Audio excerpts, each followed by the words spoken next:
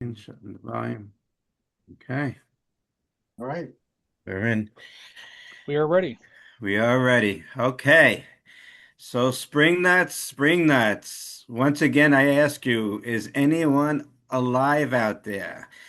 I want to welcome back to the Spring Nuts Cafe, everyone. Tonight, we have the incredible honor of welcoming a very, very special guest. For more than 5 decades, he has been the heartbeat behind one of the greatest rock and roll bands in the world. He has sat behind that drum kit night after night, giving the thunder, the groove, the passion, and the unmistakable sound that has helped define the music of Bruce Springsteen and the E Street Band. But his story goes beyond the drums. He is a rock and roll Hall of Famer, a longtime member of the E Street Band, a band leader, television personality, author, and one of the most respected and beloved figures in the world of rock and roll. From the legendary early days of the E Street Band, from Born to Run, Darkness on the Edge of Town, The River, Born in the USA, and so many incredible chapters that followed, he has been there, behind the kit, driving the music forward and helping create memories that millions of people around the world will never forget. And for those of us who have had the privilege in watching him perform live, we know that when Max starts playing, you don't just hear the music, you feel it. But perhaps what makes tonight even more special for us here at Spring Nuts is that Max represents something we deeply believe in, the idea that music isn't simply something you listen to. Music brings people together and it creates friendships and it creates community and becomes part of the soundtrack of our lives. And for more than 50 years, Max Weinberg has been part of that soundtrack. So, Spring Nuts, get ready. It's our absolute pleasure, our honor, and one hell of a thrill to welcome one of the greatest drummers in rock and roll history, a founding member of the E Street Band, the mighty Max Weinberg. Woohoo! Thank Hello, one and all. Thank you. you, lady and gentlemen. Good to be with you, and thanks for your support through the years of everything that Bruce and Bruce Springsteen and the E Street Band do. It is indeed my pleasure to be with you tonight and to talk about whatever you'd like to talk about. 50 Well, years, considering I'm only 35, well, that's believable, actually. beyond the womb, beyond the womb, you were playing. You've affected us. But I want to welcome you, Max, to the Spring Nuts Cafe. I want to welcome our host, Ryan Hilligoss, Stan Goldstein, and of course, my beautiful, beautiful wife, Julie, to the podcast. And with that being said, I don't want to take any more time. I want to get right into it. Ryan, steer the ship. Max, thank you for doing this. It's an absolute honor to talk to you. I've been fortunate enough to meet you a few times at some of the big band shows and the jukebox shows. And anytime I've had been able to chance to talk to you, you've been very kind and gracious, and we're always welcome and warm to the fans. So, just speaking for myself and all the rest of the fans who've had a chance to meet you, just want to say thank you for that. Well, it was my pleasure. And listen, without the fans of the music for all these years, all these decades, where would we be? We'd still have great music, but nobody would have heard it. Nobody would have come. So, we're not playing lip service to the fact that we so deeply appreciate everybody who has gone through what they've gone through the years to get the vinyl back in the old days, stand in line, wait for the pit to open up, all of that. We know it well, and we thank you. Just as a sign of how much Max is very gracious. Max, I had a chance to take my dad to see you, see the big band, which I love seeing you with the big band. Not just, I love the jukebox show, but the big band was awesome. I know it's not fiduciary, doable now, but anyway, took my dad to see you in Alton, Illinois, which most people watching don't know, but that's Alton, Illinois was the birthplace of Miles Davis. That's not where Miles grew up, but that's where he was born. Mhm. Anyway, I took my dad to see you. He loved it. Uh, we had a chance to talk to you, and after the show, your security guy was kind of pulling you like, "Hey Max, it's time to go." My dad had asked you how you got started, and you were telling him the story, and you were like, "No, I'm talking to this guy, and I'm going to finish my story." And it was that just really registered with me and warmed my heart. So I just want to say thank you for that. Well, you're welcome for that. That was in 2010. I put together my big band. And we did that for about, 10 or 11 months playing on the road. And I refer to it as the money pit, but it was something I'd always wanted to do. And when I left TV, I went right into that. And it was a lot of fun. But, I'll tell you something. When I was younger, I guess I was in my 20s, I met a drum hero of mine. And uh, he did not give me that reaction, and I've Mm. never forgotten it. I Hmm. didn't really have time to talk. And I love people who come up and say hi. And yes, I do have a guy who, come on, we gotta go. And Hmm. I'm not done yet. Hmm. When I'm done, So I'm glad you had that experience, and I Yeah. do remember Colton. So first question, obviously we want to get to know you. Obviously there's a lot of Bruce material, but you've done so much. It's like we talked to Stevie last week, and it's like, where do you start? There's so much out there. You've done so much stuff. It's hard to get there. But this is gonna be a two-part question. Tell us a little bit about yourself, where you grew up, and your family beginnings up until the time you're 7 years old. I need you to stop before you're 7 years old. There's a very specific reason why. There's a second part to this. Okay. Wow. This is like real TV. Okay. Yeah, it's like 20 Well, I We, questions. was we, born we in don't play 19 games here. I was 60 born in minutes. 1951 in Newark, Jersey, and my roots are in Newark, New Jersey. We lived in the South Ward, which was, if you're flying into Newark Airport and you see the Budweiser building right behind that. And Mm, uh, grew up there. And then when my younger sister, Abby, was born, we outgrew the two-family house we were in and moved to Maplewood, New Jersey. But that was where my formative years were spent. And it's very much like out of a Neil Simon comedy. Big, big, big Jewish family. I had 17 first cousins. My sister and I were the youngest of all those cousins. So I had a lot of interesting influences as a child because my oldest cousin had been born in 19, I think 23. So I had all those influences, and it was a very, very tight family and musical. My mother, Ruth, who taught at Weequahic High School in Newark for 46 years, wow. she kept extending that because every year she got younger by a year. So she was there until she was about 80. Uh, she was a phys ed teacher and loved Broadway musicals. A musical fanatic. So from the age of about 4, every Saturday afternoon, that is my two much older sisters and I would go to see a Broadway show. And it was spectacular in those days. It still is, but in those days they would have 60 musicians in the pit band, and it was most impressive. And, we'd sit in the cheap seats. You could go for $1 a matinee and sit in the balcony. Wow. So I consider myself extraordinarily fortunate in that I saw so many original. I saw the original My Fair Lady, Mm, Little Abner. wow. And so my roots in music really started in two ways: Broadway musicals and a guy named Xavier Cugat. Mm, Mhm. Xavier Cugat had a 15-minute TV show. He was a Cuban violinist who had an orchestra, very much like Desi Arnaz, but he had a 15-minute show on TV.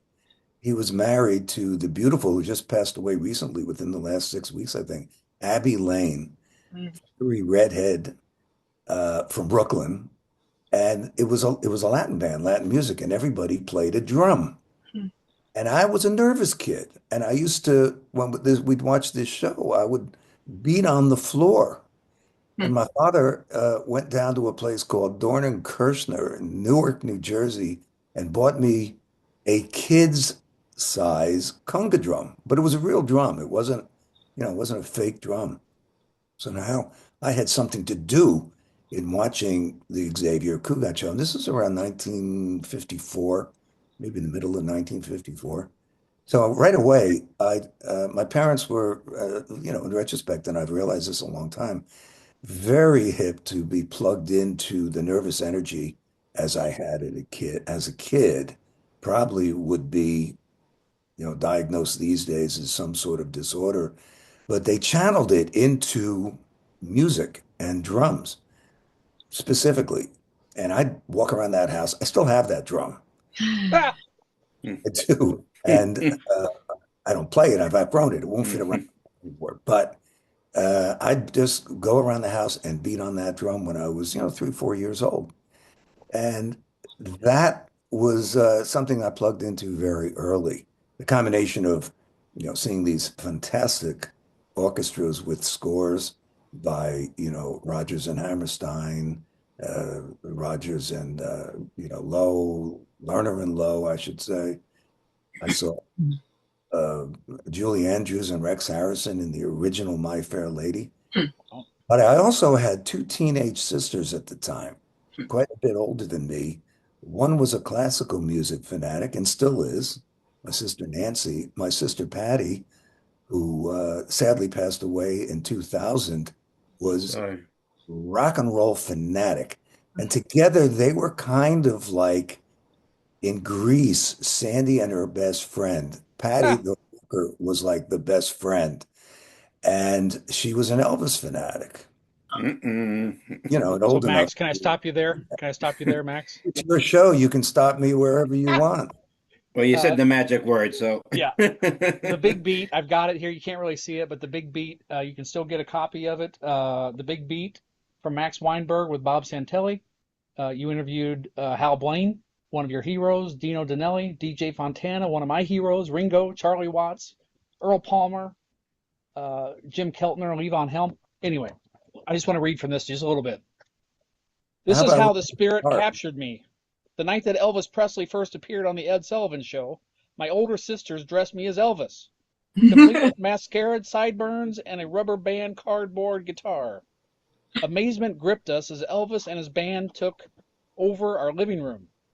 My sisters swooned when he sang Love Me Tender, and we all lost our minds when they tore into Hound Dog. But when DJ Fontana's drum roll hit, I put down the guitar. The lick came around again. I picked up the beat, banging on the floor. Max, please, my mother cried out. But it was too late. DJ's drumming rolled out across the airwaves, filled up my senses, and swept me away. I'm a Never huge been the Elvis same fan. I'm a huge since. Elvis fan. So when you talk about DJ Fontana and Scotty and Bill and the original Elvis band, what is it you think that, I know it's been, X amount of years, but what is it you think that really captured you about DJs playing that night? Well, the first time we actually saw Elvis was on the Milton Berle show after he had played on the Dorsey Brothers. Now I'm really going back in history. After he had played on the Dorsey's summer replacement show. This was a full year before Ed Sullivan. But the first Sullivan appearance, um, you saw the band. You saw the three guys, Scotty Moore, Bill Black, and DJ Fontana, and Elvis. So it looked like a band, although I didn't know what a band was at the time. I knew what orchestras were. But when DJ, as I've said in the book and many, many times since, when he played that role in Hound Dog, the music stopped and the drums took over, and it was like a call to arms. DJ was a very, very dear, close family friend. My son Jay and I traveled to hospice to see him shortly before he passed. Last time he came out of his house was I played in Nashville and at a club with the jukebox, and DJ mustered up the energy that night. And I had a car pick him up and take him to this club, and it was the last time he was out in public. And of course, and Gary Talent was there, and we played Jailhouse Rock. And I think it's online, but I was Wow. moved to make this very impromptu speech about DJ. He was the sweetest, loveliest guy you could ever meet, and an unbelievable drummer, if I may. Since we're on the subject of DJ Fontana, you guys may remember years and years ago, there was a benefit at the Count Basie Theater that Gary Talent organized. And he had a group of Nashville musicians and a lot of the early rockabilly guys, and DJ was the house drummer. And Bruce got up to sing, I think it was a song called Ida Rose. Yes. And I could tell, having been an extremely close Bruce watcher through as a musician, when DJ planted that beat, Bruce got this big smile on his face Mhm.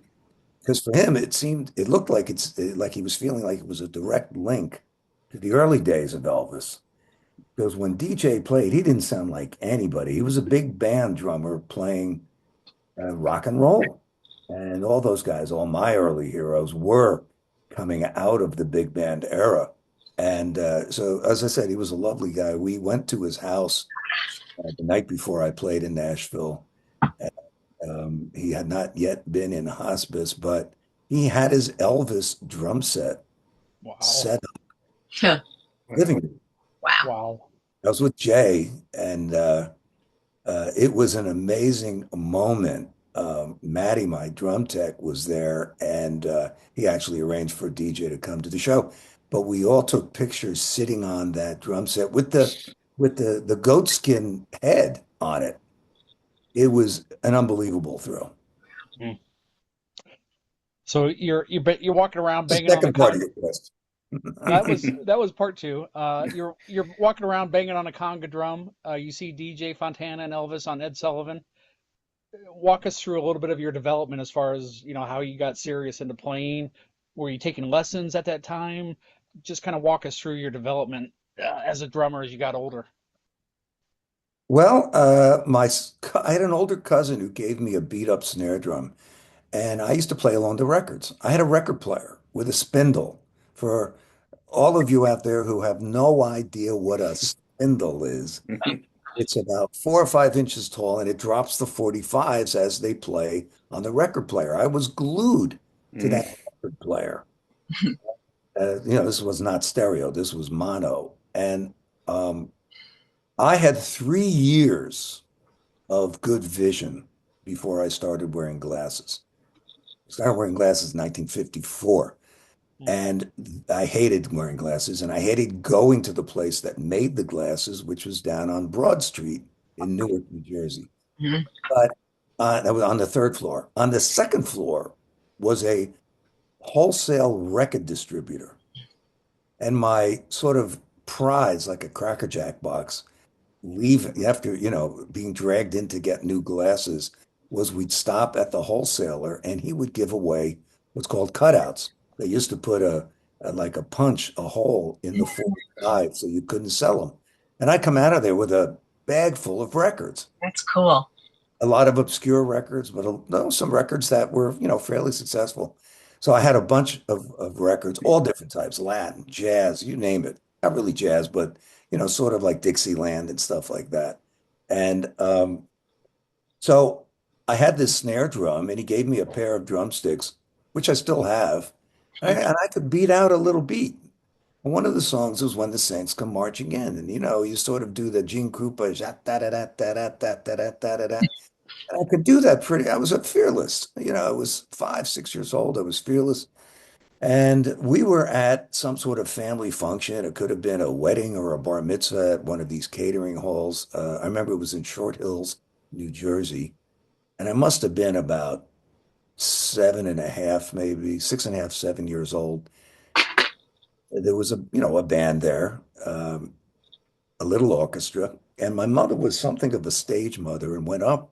And my mother used to dress me really, she couldn't afford it, but I was her only son in a Jewish family. So I was dressed to the nines. I had this black mohair suit with a skinny red tie and a tan collar shirt, and I was 7 years old. Uh, she goes up to the band leader, whose name is Herbie Zane, who was the local guy who was from Livingston, New Jersey. If you ever read Harlan Coben books, also from Livingston, he talks about Herbie Zane. But I went up there and with my mother, and my mother said to Herbie Zane, my son plays drums. Can he play with you? And he looks down at this little kid, not much bigger than a drumstick, and said, What? He couldn't believe it. He goes, All right. Basically, he didn't say this, but let's see what you can do. So I go up there. They had to lower the seat for me so I could reach the pedal.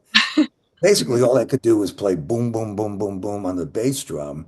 Couldn't operate the hi-hat cymbals, but I could play on the snare drum. Jacques, da, da, da, da, da, da, da, and I could play a little jazz beat. Ding, ding, a ding, ding, a ding, ding, a ding, ding, a ding, back a ding, back a ding, back.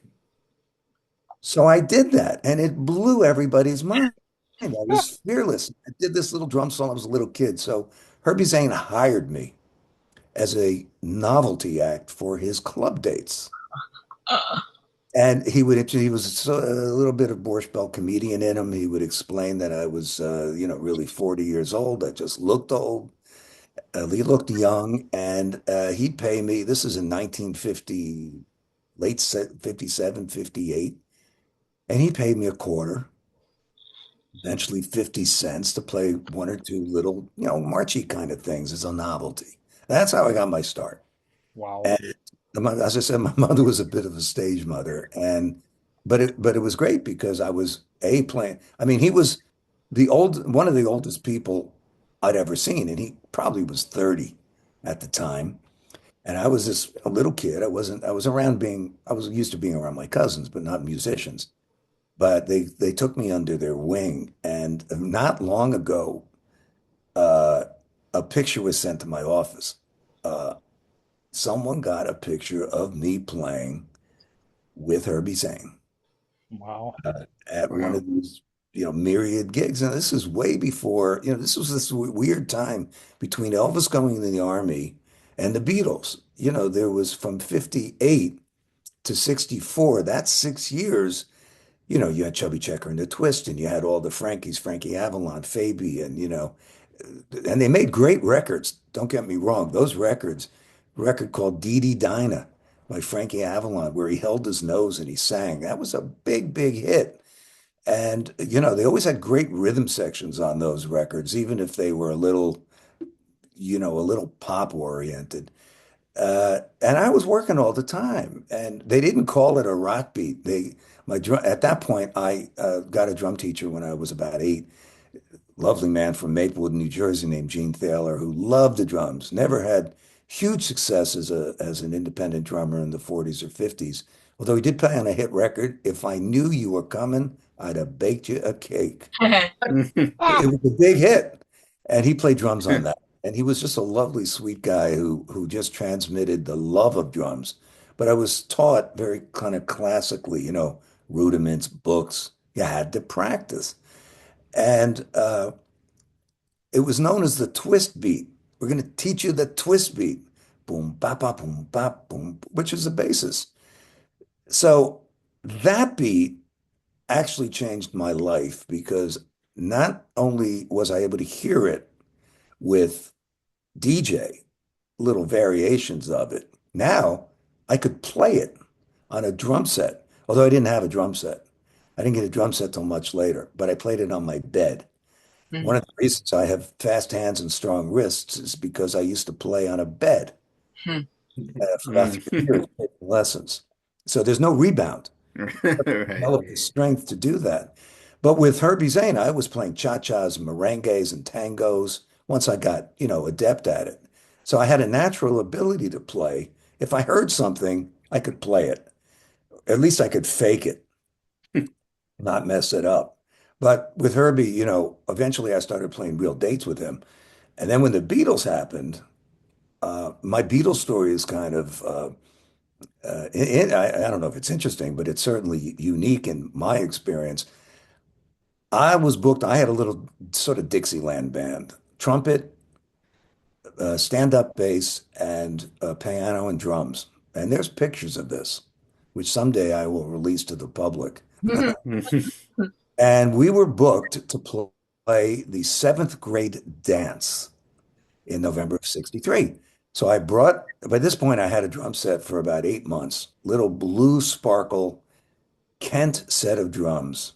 One of the things I had in common as soon as I met Bruce was he had a Kent guitar Mhm.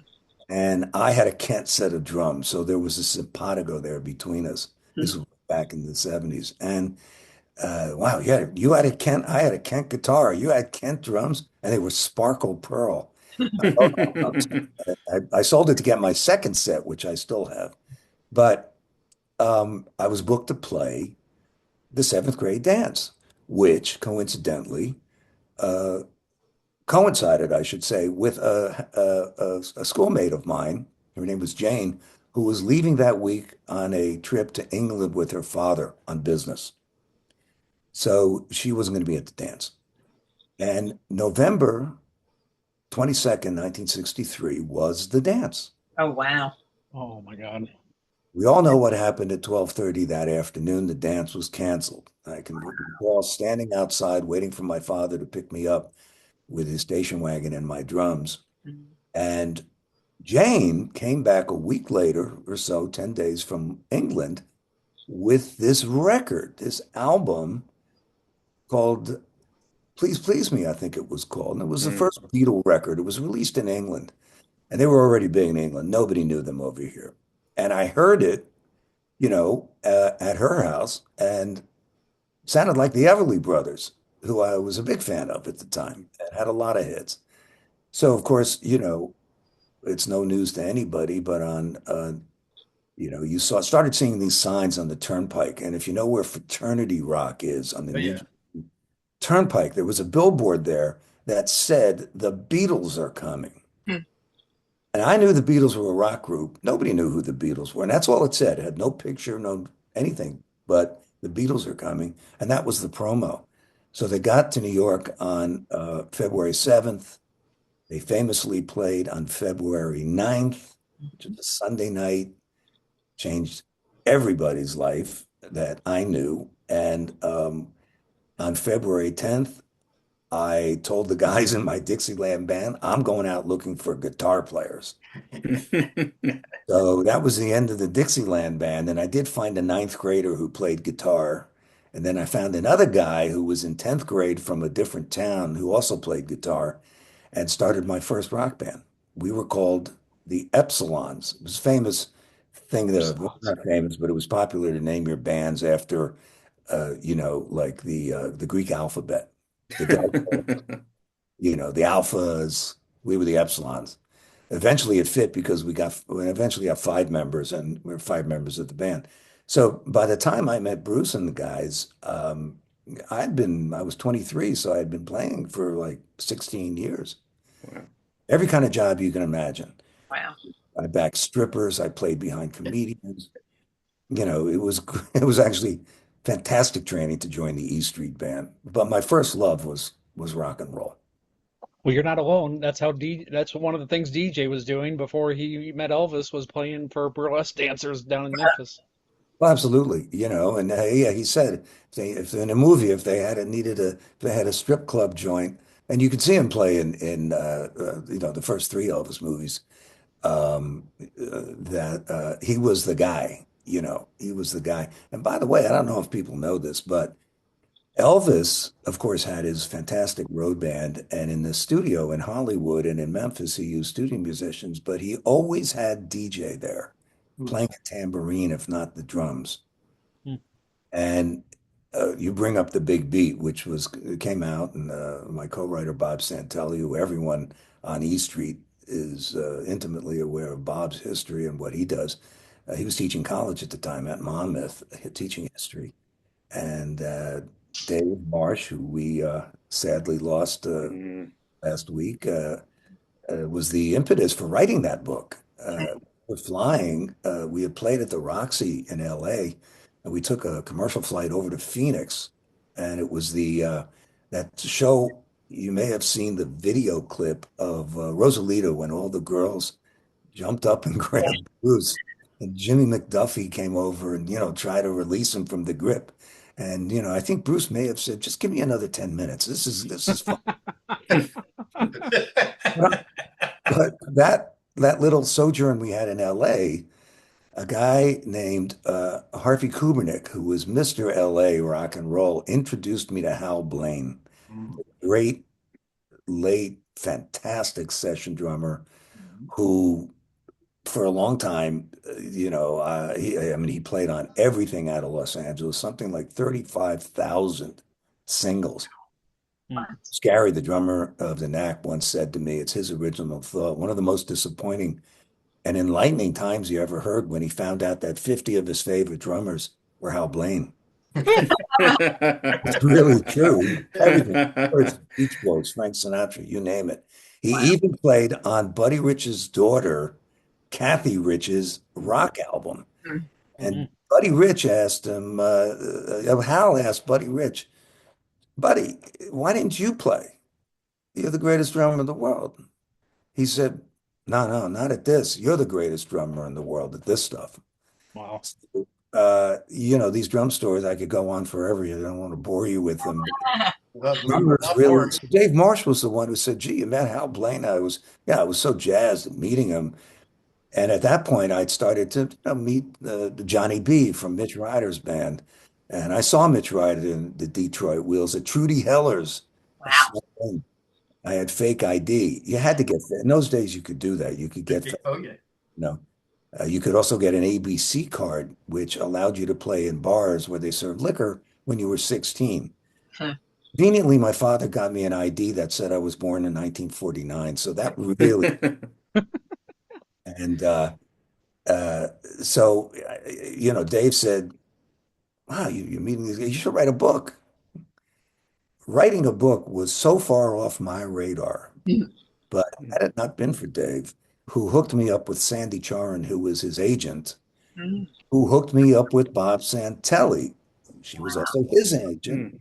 And when we started the Big Beat, Bob was teaching history, written a couple of books, and started giving me assignments. All right, this is what you're going to do this week. We were simultaneously recording in the middle of that, Born in the USA, Hmm. which went forever, and I was having operations on my hands. And to Bruce's great credit, I mean, this is inside stuff, but whenever I had this operation on my hand, I couldn't play for about 8, 10 weeks, and he'd stop the recording process. Mm. May have led to him writing 80 or 90 songs. Thank He you. waited for me. He waited for me. Most people would not have done that. Wow. I do remember recording, and I'm jumping around a bit, but maybe your listeners would and viewers would appreciate it. I do remember putting the drums on my hometown, and I had a cast on my left arm, and I taped a stick into my Oh, cast. wow. It was luckily, it was a very simple beat. And he had recorded that in his LA home garage studio. And then he had a little beat, and I put on the hi-hat and the drum beat that's on the record by myself. I was there in the studio by myself, but I had a cast on. So I still have the cast, and I got everybody in the band to sign the cast. Wow. So we jumped around. I was just one of those guys, what they used to call a legitimate drummer. You ended up having to play everything if you wanted to work. And the deal with my folks was they were very professional people, and they said, if you're going to do this, you have to do it seriously, and you have to do it. You have to work at it, and work with it. So there was no generation gap in my household. I went out, I could earn money playing the drums, and they thought that was great. And it's a whole long story, and someday I'll maybe write a book about it. But it was that support I got from my mother and my father and my sisters who put up with the racket, Hmm. learning to play the drums in the attic, unheated and not air conditioned. By the way, how my son learned how to play the drums in a barn, unheated, non-air conditioned. Wow. And that's the best way to learn because if it's cold, you'll warm yourself up. And if it's really hot, it just gets you ready to play the Stone Pony. Which, Right. by the way, I'm doing next Sunday on the Yes. 30th. That's But right. We I have we're gonna digress. So, by the time I met Bruce, he put an ad in the paper, and that famous ad that, in the Village Voice, and myself, and I do remember there were a lot more than 30 drummers. I don't know about keyboard players, but I knew several of the drummers who auditioned, and there were better drummers than I was. But I'm not so sure there were any drummers that had more heart than I had. And I think Hmm. that's what. Plus, I was a good improviser, and I took direction really well. I had been playing in a Broadway show, so it was what they used to call which they don't anymore, but I'm old enough to remember at 75 what they used to call legitimate drummers. Hmm. Legitimate meant you played everything. You played a little bit of everything, to keep working. You weren't a rock drummer, a jazz drummer, or fusion or clap. You just did everything you could. And that's how you became well-rounded, and that's how you continued working.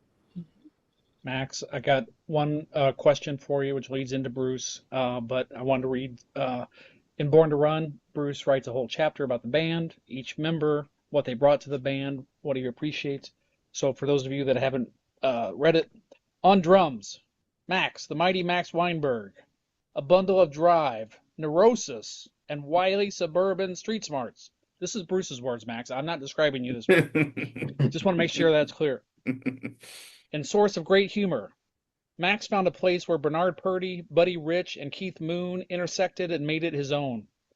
The soul of dedication and commitment. Each night in the midst of continuous hurricane, our sets are designed to be the sheer physical pressure of 3 hours of non-stop, steamrolling. Rock music lies upon his shoulders more heavily than anyone else's.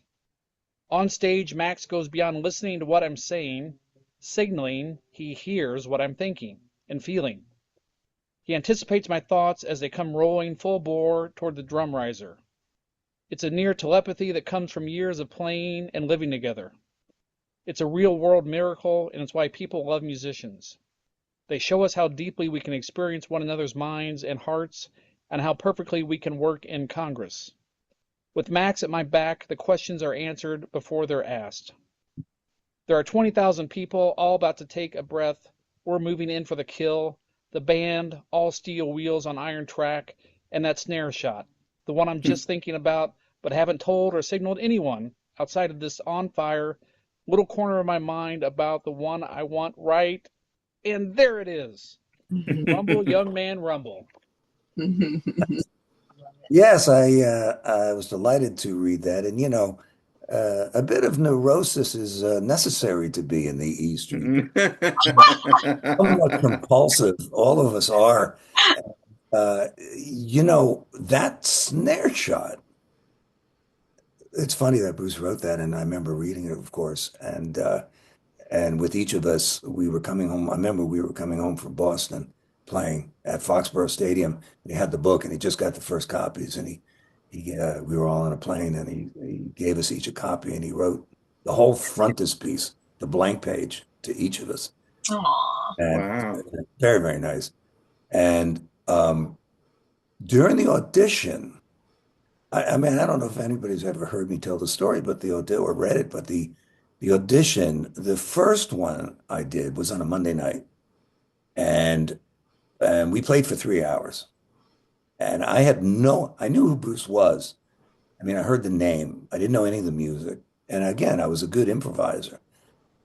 But I realized within 20 seconds that, wow, I have never had a musical experience like this. And this guy, he's a real deal. It was Clarence was there, Gary was there, and Danny was there. And what was not only impressive was Bruce's intensity, but the intensity with which the other three guys were hooked onto what he was doing. I never experienced that in any band. There was always, somebody lagging behind. It was deep. And I felt that right away. And one of the things he told me this later, after we took that long hiatus in 89 to whenever it was 99, 10 years of a hiatus. Certainly felt like we broke up to me, but I digress. No, it was a hiatus, and we all grew tremendously. It was actually the worst and the best of worlds. Again, that's a whole other story. But I can remember sitting on the lawn in these two chairs at his house, one of the first house he had in Los Angeles, where he had the little studio. And the band, I wasn't in the band. I saw Bruce a lot in those days, and I never knew why he chose me exactly. I just had gotten in the band. I do know that one of the existing band members voted for someone else. Which now remain nameless, but Come on, Max. Come on. imagination. But anyway, I said, what made you choose me? He goes, well, that's an interesting question because we auditioned so many guys. Everybody got a half hour, whether you were good or not. And, if you weren't any good, a half hour was the limit, but we didn't play any less than 30 minutes. And if you were good, we kept going a little ways. And, one of the songs they were playing at the time was kind of the showstopper before Rosalita became that, was Let the Four Winds Blow by Mm, Fats Domino, a song which I knew. I knew Fats Domino's, and I didn't know Bruce's, but there was a lot of syncopation in it, really accents. And as I said, I was, playing the Broadway show. I was good at, I read music. I knew, about syncopation and accents and follow the leader, whether it's a conductor with a baton or a scruffy guy with a beard and a Telecaster guitar or Esquire, I should say. So, and Bruce is, well, for me anyway, he telegraphs very often what he's going to do. And when he used to, it's a little harder now because he wears a vest, but when he used to wear a t-shirt and it would get soaking wet, there's a little muscle under his shoulder right here that it's a tell. And right before he's about to do something that would involve me, that muscle engages. Now that's deeply I watch Bruce. mm, And then with a sweatshirt, with a shirt, a t-shirt soaking wet, you can see that. So mm. he started wearing vests and ties. Eventually he takes off. Then you see the white shirt soaking wet. So I'm back on track. But we were playing Let the Four Winds Blow. And at one point he went like this, bah, like stop, Mm. like escaping home. And that was really easy. And he said, I'll tell you the truth, most guys got that. And if they didn't get that, I did it again. If they missed it a second time, I did it the third time. If they missed it a third time, they were out. Mm. So it was easy, and you'd always heard about, Chuck Berry, when the foot comes up, stop. When the foot goes down, start. So you take these kinds of cues, whether it's a comedian or a stripper or dancers in a line. I learned on Broadway when there's a line of dancers, you hit cymbals to accent.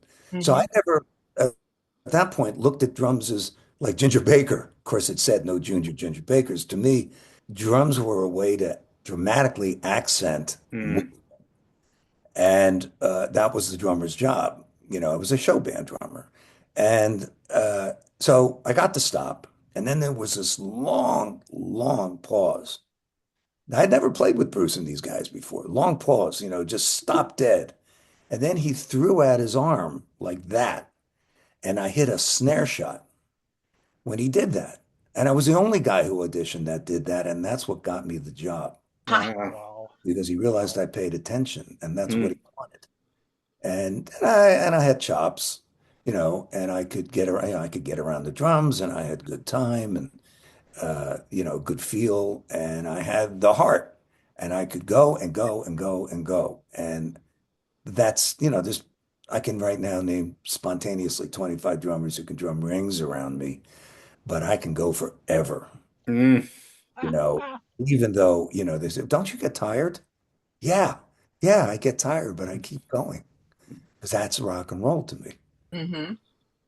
Max, my last question before I pass it off to Howie is this: as simply as possible for us lay people, not musicians. There's perfect bookends that are documentaries. The Promise, which is about darkness and the recording of darkness, and then we get Letter to You. In that 45 years difference, you watch The Promise and it's painful what they were putting you through, what he was putting the band through. They're putting you in an elevator shaft, they're putting you in a stairwell, they're putting you in all these different places. Stick, As long as they stick. didn't put me on the street, I was fine with all that. But that was the response. Stick. Every time you tried something different, it was stick. This went on for months and months. That's one extreme. You get to Letter to You, and you guys basically do a whole album in about 4 days. As simply as you can, if you can try to explain how things have changed that much in 40 some years.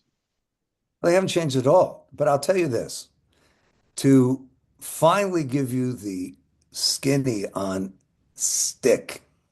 Yeah. So I had made a few records before we started recording and rehearsing and recording Born to Run. And in those days, Ringo changed the sound of drums from very live. If you listen to the first, four or five Beatle records, they get to the end of the Beatles run and the tea towels, making the drums very dead and thumpy. So that became the sound because the Beatles did it, everybody did it. Mhm. And to get that, to get the kind of separation in the studio.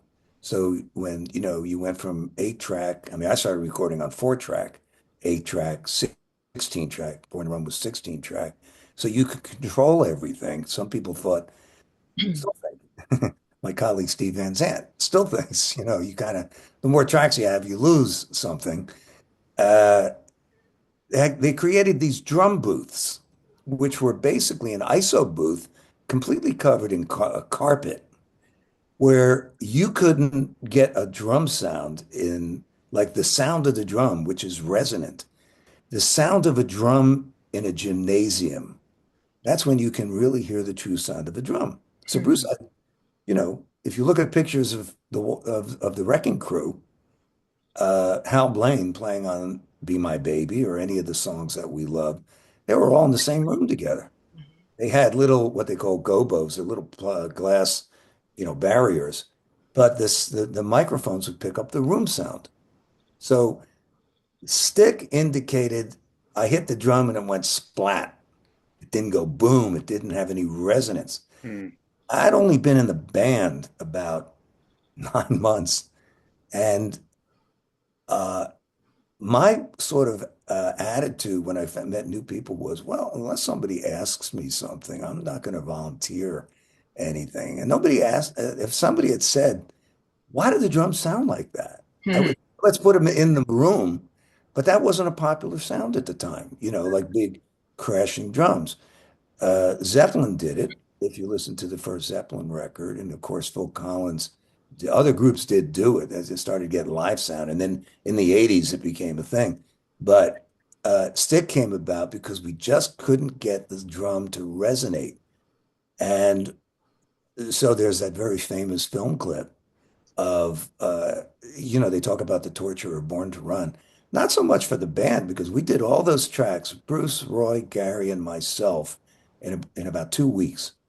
And I have copies of those with nothing on it, and they are about the cleanest tracks you ever heard. And that was directly the influence of John Landau coming in and literally within a couple of weeks at this little warehouse we rehearsed in Neptune, New Jersey, coming in and streamlining what we were doing. Because the first two records were not tracked. They may add a guitar, make everything stack up, put a vocal on, but the band was basically playing live in the studio.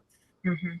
And John had a lot more experience than everybody in making records, and particularly with sort of his tutelage from Jerry Wexler, Mm. who's the great Atlantic record man, Atlantic Records. So he broke it down into just we're going to do tracks. So we did that. And some of the vocals, well, Bruce always sang along, and some he repeated, later on, put the guitars on. But it was basically drums, piano, and bass. Cleanest tracks you ever heard. You could hear Backstreets with nothing on it but, you know, bass, drums, and piano. And that's the way it was recorded. So, what has stayed the same over the 45 years, as you say, I'll take it on faith that it was 45 years between Born to Run and Letter to You, was the commonality of our musical roots, the fact that I mean, we used to spend hours, I mean, 10 hours a day in the studio, mostly rehearsing and recording. So a lot of what you hear, in my view, uh, in a lot of ways is, he'd write a song, we'd go in and record it. He'd write another, and then we'd go out and watch a baseball game. Then he'd write 5 songs and we'd go in and record them. Mm. So a lot of those records were they weren't rehearsed to death. They were just, we got really good as a live band. Mm. Um, and so then obviously we took a break. I myself, only speaking for myself, the challenge of being a music director and band leader on major network TV made me a much, much better drummer and musician because several times a week I was faced with playing with people I didn't know. music that we heard briefly, and you had to get your act together quick. It made me a much, much better drummer. It honed my music reading ability to where, in fact, in the letter to you, Doc, that Tom Zimney made, you can see us like, Right, writing. little scribbles, Mm. Gary, who's from Nashville, lives in Nashville, has the Nashville way of writing music, which is you just put numbers down. So in country songs and rock songs. But I can pretty quickly write actual notes and, I can read it. I don't know if anybody else can read it. Hmm. Mm. And so it makes everything go very much quicker. But the energy, the intensity, the feeling of this is important. That has never changed. Bruce has a lot of maxims, not to be punny about it. And one of them is a question. Why do they call it a record? Pretty good question. His answer was to me, they call it a record because it lasts forever. It's a Hmm. record what you did at that moment. You're Good making, one. why do they call it a concert? It's not it is us doing something, but you're in concert. I mean, I'm sure he's explained it many times, but that's how he explained it to me. You're in concert with the audience. You become one organism. So what we brought to the process between those two albums was thousands and thousands of hours of playing together. Um, in the early days, being together 24/7, knowing everybody's habits and foibles, and the miracle of a rock and roll band staying together for, well, in Gary's case, what, 56 years, something like that. It's astounding. It astounds us all to this day.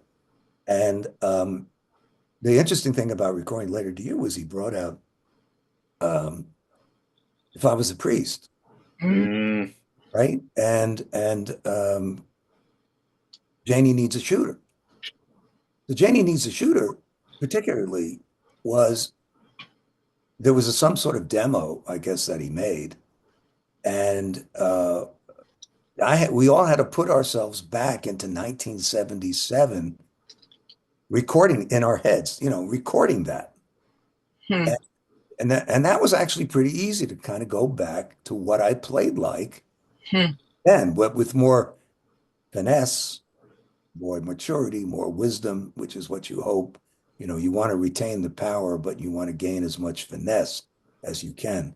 So, but the way we play in the studio, I'll tell you a funny thing was when we got together for the first night of the recording of the album, The Rising. I was doing the Conan show, and I would fly down there on a Friday after the show, and we'd record Friday night late, Saturday, Sunday, and then I'd fly back Monday. Did the whole record in 7 weeks. And the first song we recorded was The Rising. Hmm. And it was Bruce, Gary, me, and Roy. And we did it tracking.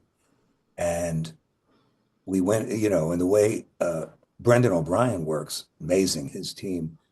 You go in and listen to it, and it sounds like a finished record. And they were quite amused at that first time in watching this play that we were all in there together. And apparently, most of what they had done was where the drummer comes in and records the drums, and then the bass player puts on the. So everybody did their own part. There was some talk from some of the younger tape operators. They'd never actually seen a band together in the studio. That's funny. So Mm. it makes you feel old, but that's how we did it. We came up very, very old school and just working at it until you got it. I've had many conversations with, I don't want to name drop here, but my hero of all time, Ringo, about their process, and you can see it in that new movie of that Peter Jackson did, where just the working out and the how one little riff becomes something else and some other song. And I can remember in the studio a lot of chicken dinners while Bruce was eating. I mean, when he was writing, eating. He'd just sit down, and it was unbelievable. He would just come out with this. He'd sit in the corner, his notebooks, and he just start to write. And he has beautiful writing, and I'm and I've and he holds his pencil. It wasn't pencil or pen, very very lightly. When I'm like like this when I write, like after Mm, about 5 minutes, I can't. I don't hold the drumsticks like that. Um, it very perfectly, written, and it's look, a big inspiration, obviously, to all of us. But we finally did get the drum sound by accident. One of the records we listened to over and over again was by the Raspberries, "Overnight Sensation," Hmm. during the recording of Darkness. And we couldn't get that sound because again, now I was out in the room, but we still didn't get that sound. Hmm. We had more of a kind of dead sound. So he hadn't we rehearsed Darkness, we didn't record it. And it was a slightly different arrangement in my memory. And so we took a break, and then Bruce decided he wanted to record it. And at the record plant, the studio, I think it was A, where we had made most of that record, was booked. So he said, "Well, let's go into another studio." So Studio B, well, you can't use Studio B. We deconstructed it. And Bruce said, "What do you mean?"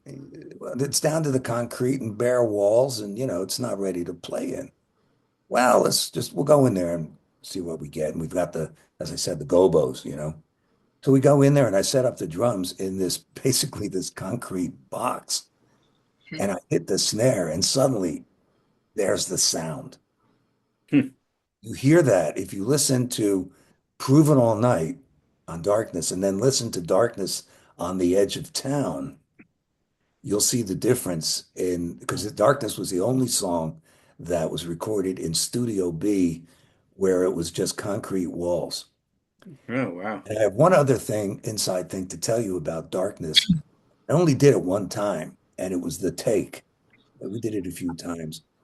But I think I don't know how much of the original vocal is, maybe all of it, but I did this little triplet thing, the quarter note triplet at the end on the record.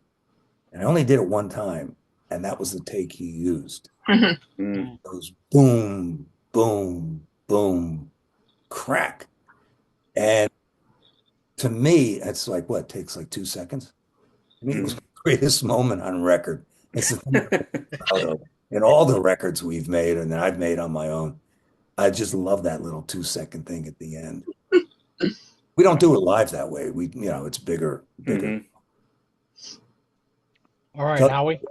you get me started, you might not be able to stop me. No, Hey, well, love that's it. the thing. Hey. Well, so I'm looking at the comments here. So the common thing here is, Max, is that everyone wants you to write another book. Okay, so okay, that's the thing. Max, please write a book. Please write a book. Please write a book. So just putting it out there.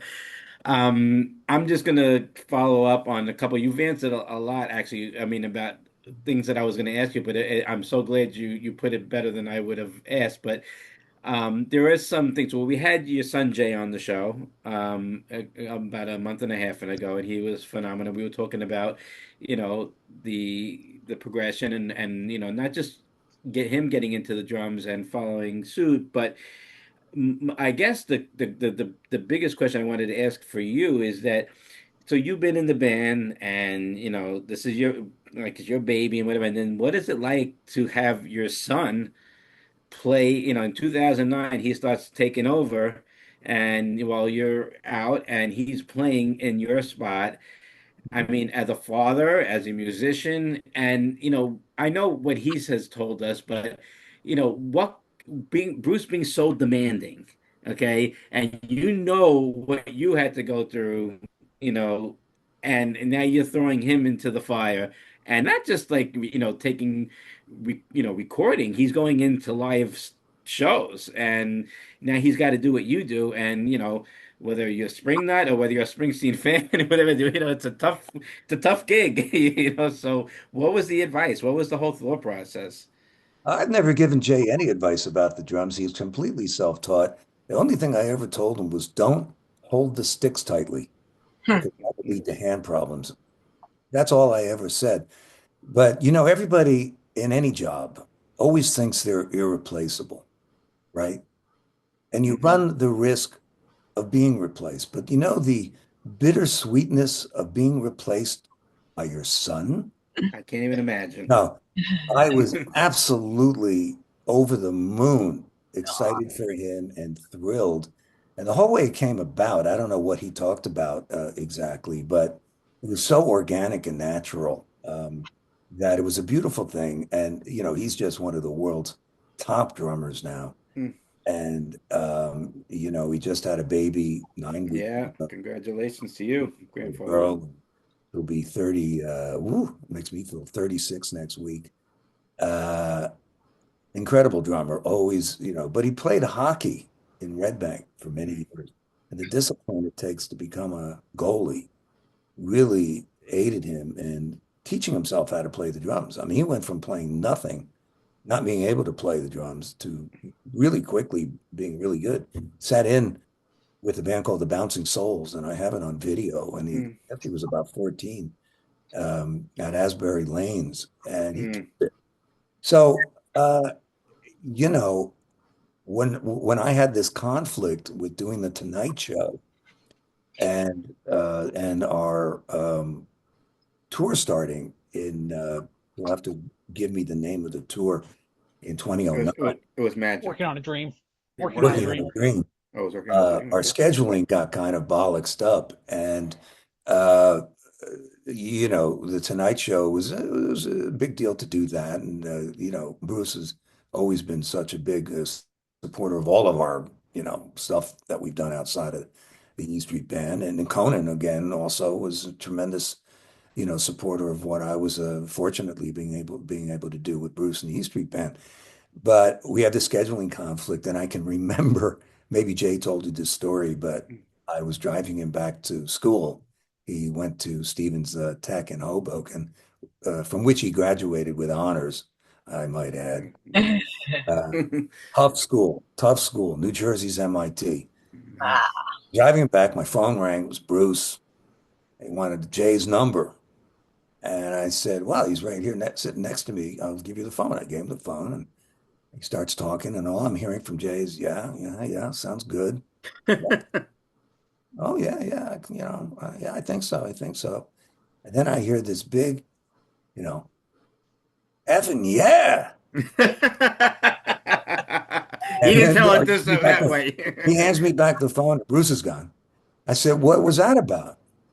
And Jay may have told you this story, but he said, well, Bruce called and he said, Jay, this is Bruce Springsteen.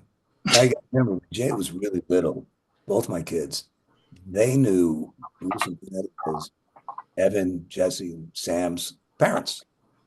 I'd been Mm. doing TV. They didn't really know much, or if anything, about the E Street Band. There was no memorabilia or anything in my house, our house. So, and Jay and Evan are the same age. So he said, well, he said, this is Bruce Springsteen. And you may have heard I have a band. And I've got the greatest drummer in rock in my band. And Mm. had a bit of a schedule problem. Mm. So my drummer said, give my son a call. He's pretty good. So Jay, I'm calling you to ask you if you'd like to join the E Street Band. Wow. That's how he put it. And that's when Jay said effing yeah. So when we were rehearsing for the Super Bowl in New York, Bruce came in one day. We rehearsed a couple of days of that medley. We did Yeah. um he came in with a scratch piece of paper with about 150 songs on it and said, give this to Jay, ask him to get started. And I gave it to Jay, and just as he does in school, did in school and did in hockey, he starts in on it. And this, whether it was me or anybody else, and he was in college at the time. Wow. He was only 18. This was a big order to fill, and he learned those songs. He must have told you about the first time I went up to check out what he was doing. If he We did, want to hear we want to hear your version of it. Yeah. well, my version was he was playing, he had 150 songs to learn. Right. So his version, I'm sure, is similar to mine in that, I was listening. I said, well, that's not quite the way I do it. I'll try it. Hmm. Dad, this is like you teaching me driving a car. Exactly the same story.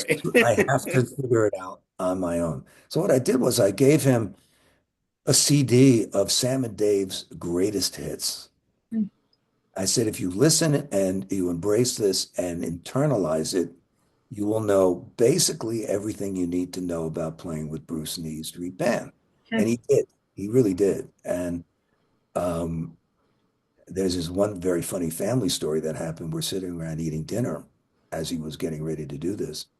And and he said, gee, that, Born to Run's funny. It's got that, middle section where there's 9 bars there. I said, what are you talking about? What 9 bars? He goes, in that second solo, the guitar solo, there's 9 bars. I said, hey, Jay, I've been playing this for 30, it's 8 bars. No, I'm telling you, it's 9 bars. Jay, come on. You've been doing this 3 weeks. I've been doing this my entire adult life. He goes, how much you want to bet? And I said, I'll bet you $10. It's 8 bars. It's not 9 bars. So, all right, so we put it on and we're counting. 1, 2, 3, 4, 2. Damn, if it wasn't 9 bars. Oh my Right. God. And so right, he didn't say anything, but he's also a chess player.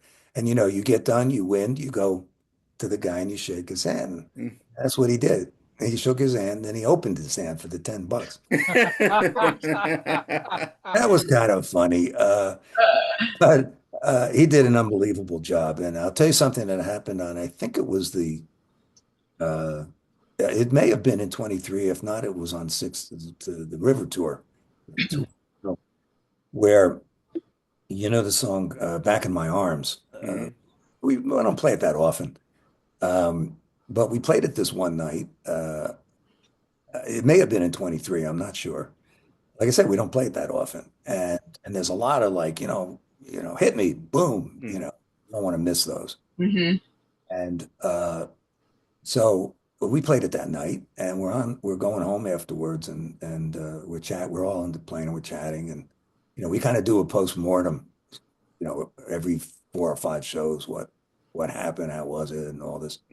Particularly the long-standing guys who've been there for 50 years. And so anyway, he says, wow, that Back of My Arms, that sounded really good tonight. And we're all kind of beaming. He goes, yeah, it was good. But, the best we ever played that was at Pink Pop in whatever it was, 1999 or 2009. And I realized, and I said, Ruth, that was Jay. That was Jay? Yeah, Jay. So Ouch. your X on that one.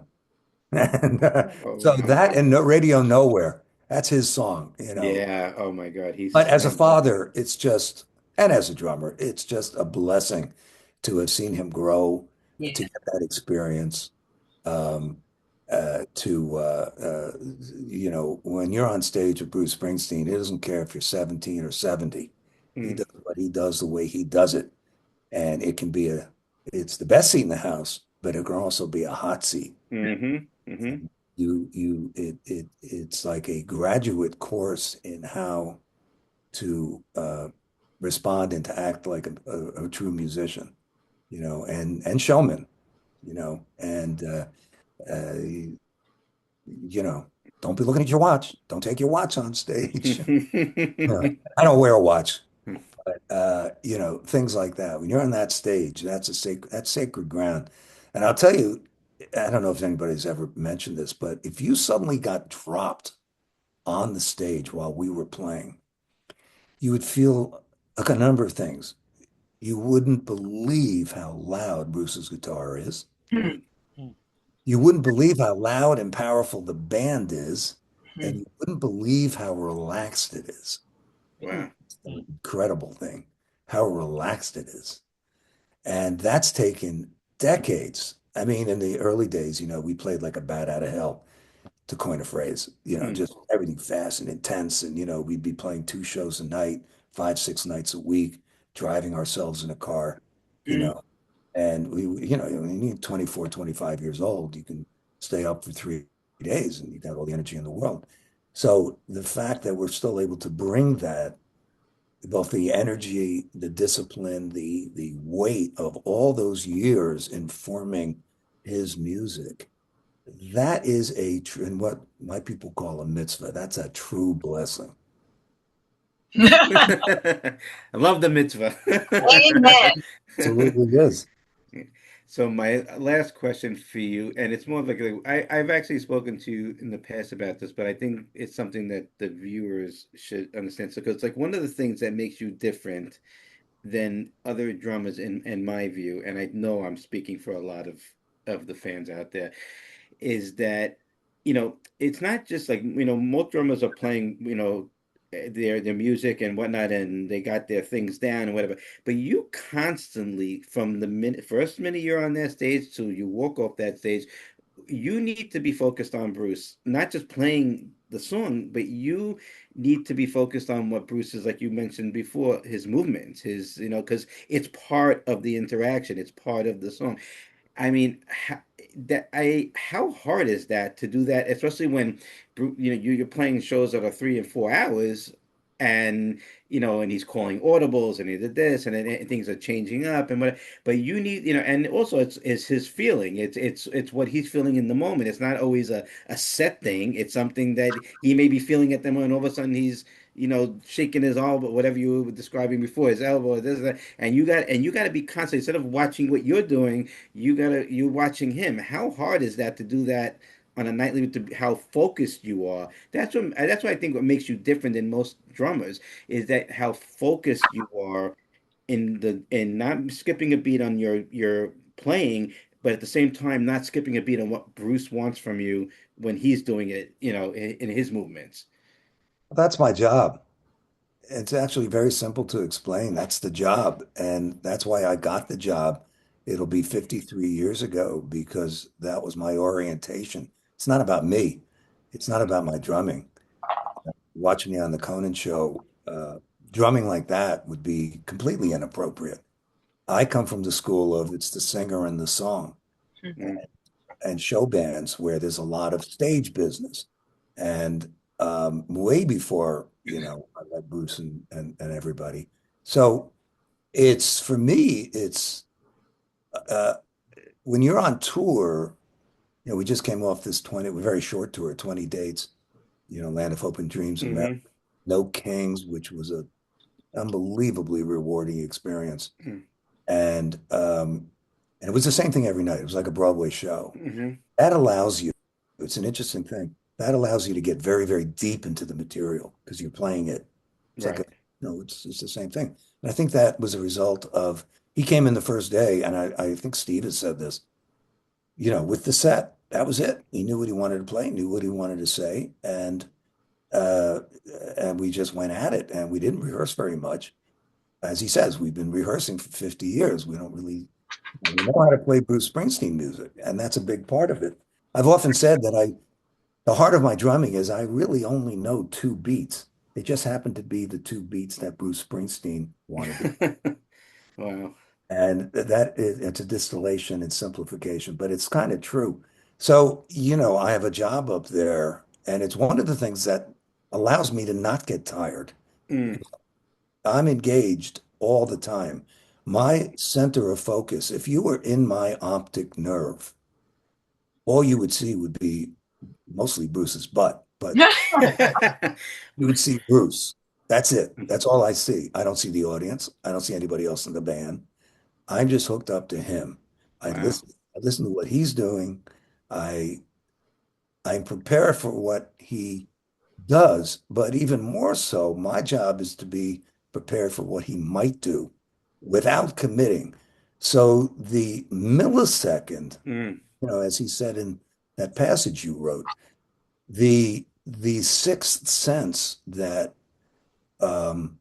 if it is that we have together, that he knows that he said on Howard Stern, it was a lovely thing. He said that, I have his back, mm, back. That's the idea, and that's what the great drummers who, and I don't mean great in the sense of, fantastic technicians, but the drummers who have made a name for themselves, like um, Irv Kotler, who played live with Sinatra for almost 60 years, who was the best big band singer drummer. He wasn't a Buddy Rich, and Buddy was, of course, Buddy Rich. mm. But Irv, it was Sinatra's favorite drummer to sing behind because they had that kind of simpatico.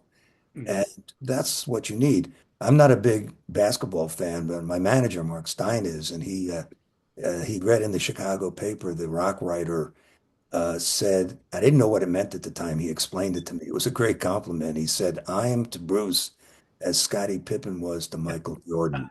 That's Wow. a great, Yeah. great. Well, I didn't know what I that meant love until that. he explained it to Oh, me. I'm a And big basketball fan, I but mean, I knew that's how great Michael Jordan was, but it's sort of like, hey, I'm in service of Bruce and the band and make what they do. The drummers are like the sheet rockers, and the guys who come in and put the molding on.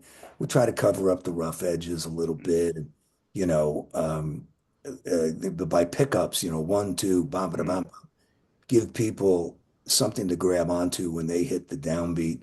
It's a lot like being a goalie. Now, I've never been a goalie, but Jay's been both. He said it's exactly the same. You know, you're there as the last line of defense. mm, Very often that means, giving everybody all the time. It means giving the people in the band what they need.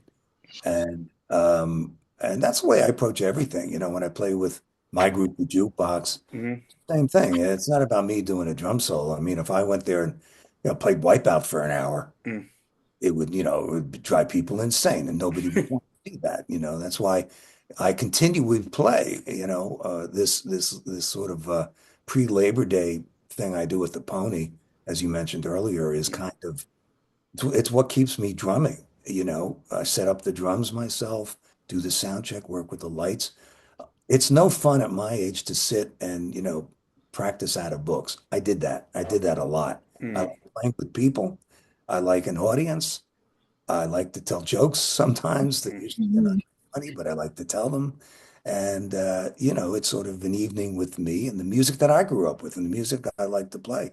I had an unbelievable experience, if I might tell you about it the other night.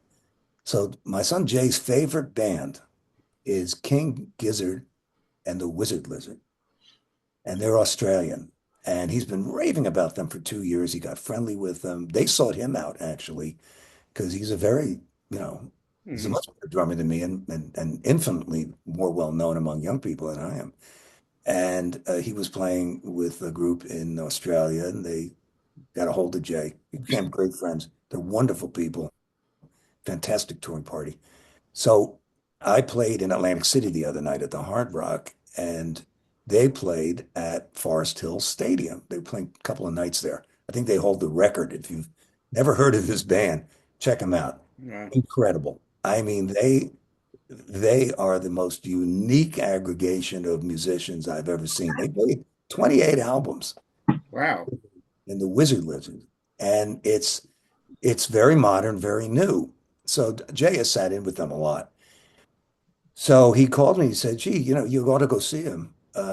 You're in New Jersey. They're playing in Forest Hills. I've never been to Forest Hill Stadium. I always wanted to go there because the Beatles played there, Mhm. and Mm, it's in the middle of a neighborhood. This stadium. It was a tennis stadium, and in the '60s, I guess, and even the '50s, they started having shows there.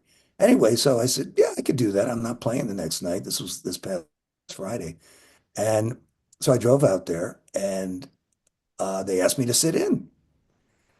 And this is challenging music. So they had this one song called Hot Water, which was, challenging, but I figured, I mean, their music's really complicated. They do one song in 17/8.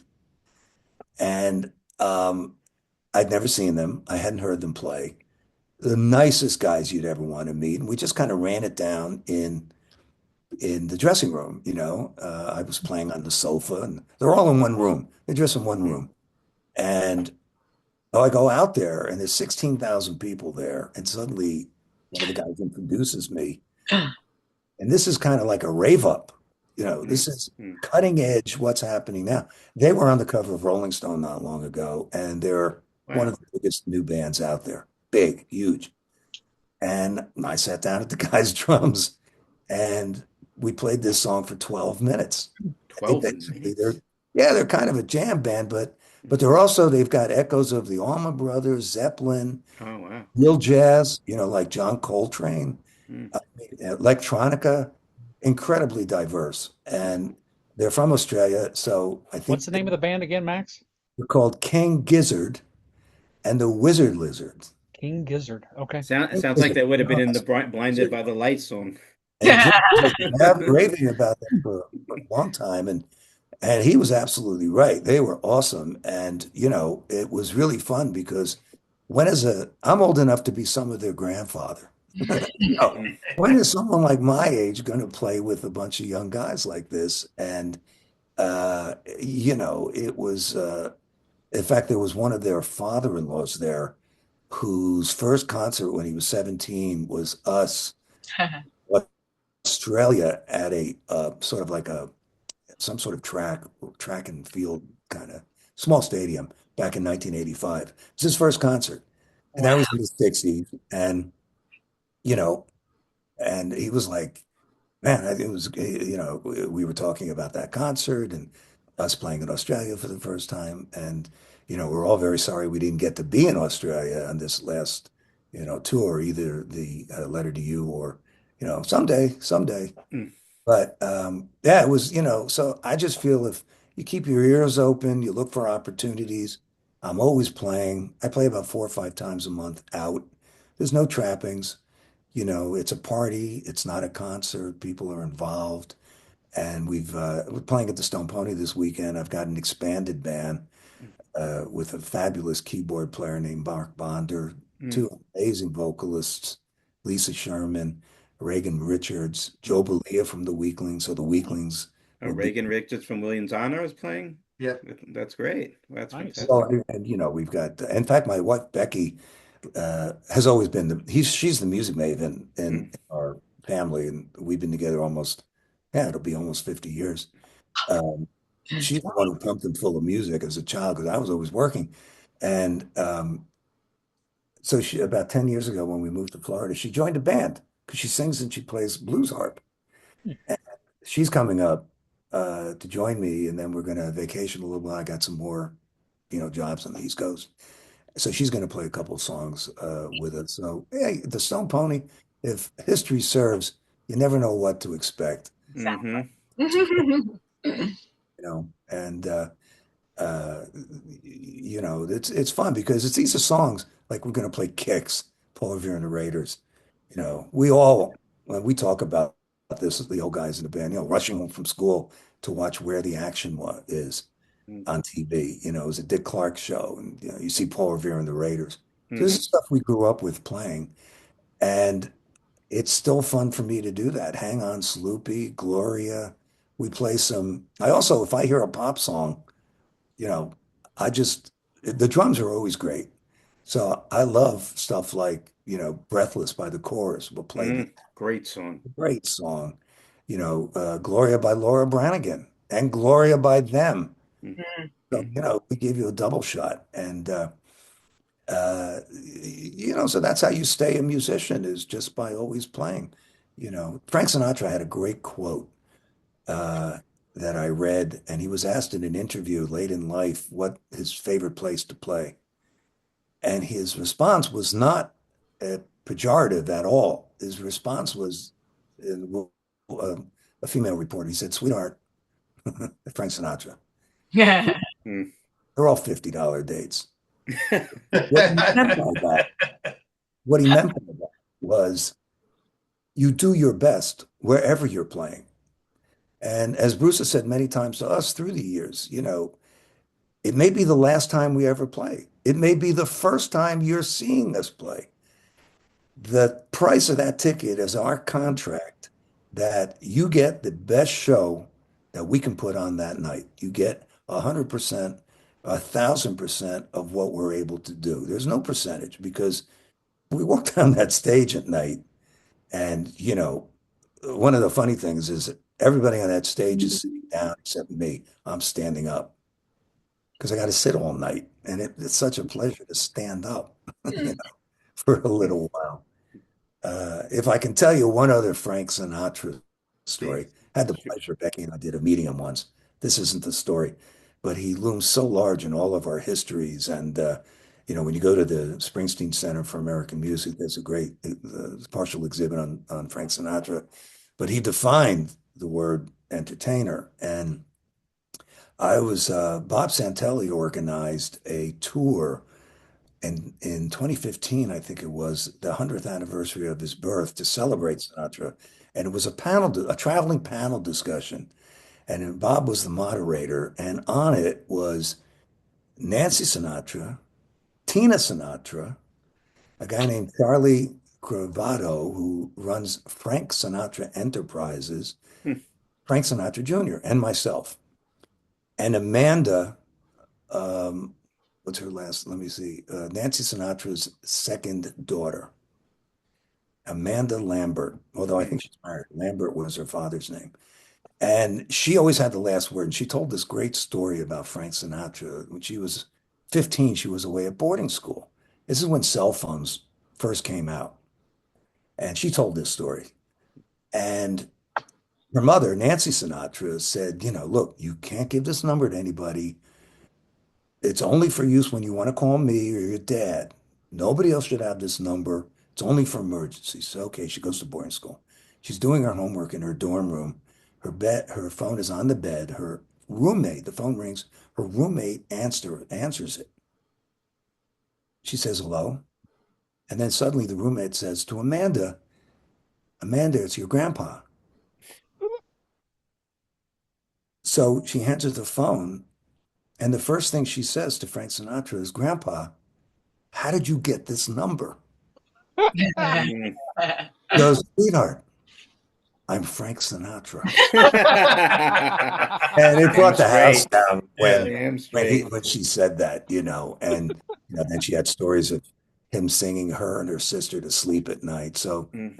pretty special. And I just like being in the continuity of American musicians who have been able to, be lucky enough to, hook up with a group of musicians led by a pioneer, someone like Bruce, who's, Jay had a funny line. He was asked in an interview about playing with Bruce, and he goes, how many times you meet in your lifetime someone like Bruce? And he paused and he said, never. That Mm. never happens. And it's true. And, he and I corresponded recently, and one of the lines I said was, um, I took it from Casablanca. Of all the gin joints in the world, I end up on E Street. The funny thing is, I've never been on E Street, never been in Belmar at 16th and E Street. I have Yes. to go there someday. But, for almost 53 years, it's been my absolute joy to play Bruce's music, to interpret it the best I can, to give him what he needs night after night, and be with the guys. And when some people this long, and the new people too, it's a fantastic touring group. You know, and one of our little backstage traditions before Bruce joins us in a circle is I'll always have a joke for the horn section. And they're usually, jokes that can't be told in mixed company, let's say. Mm. We're ready to go out, and I'll just, okay, have you heard this one?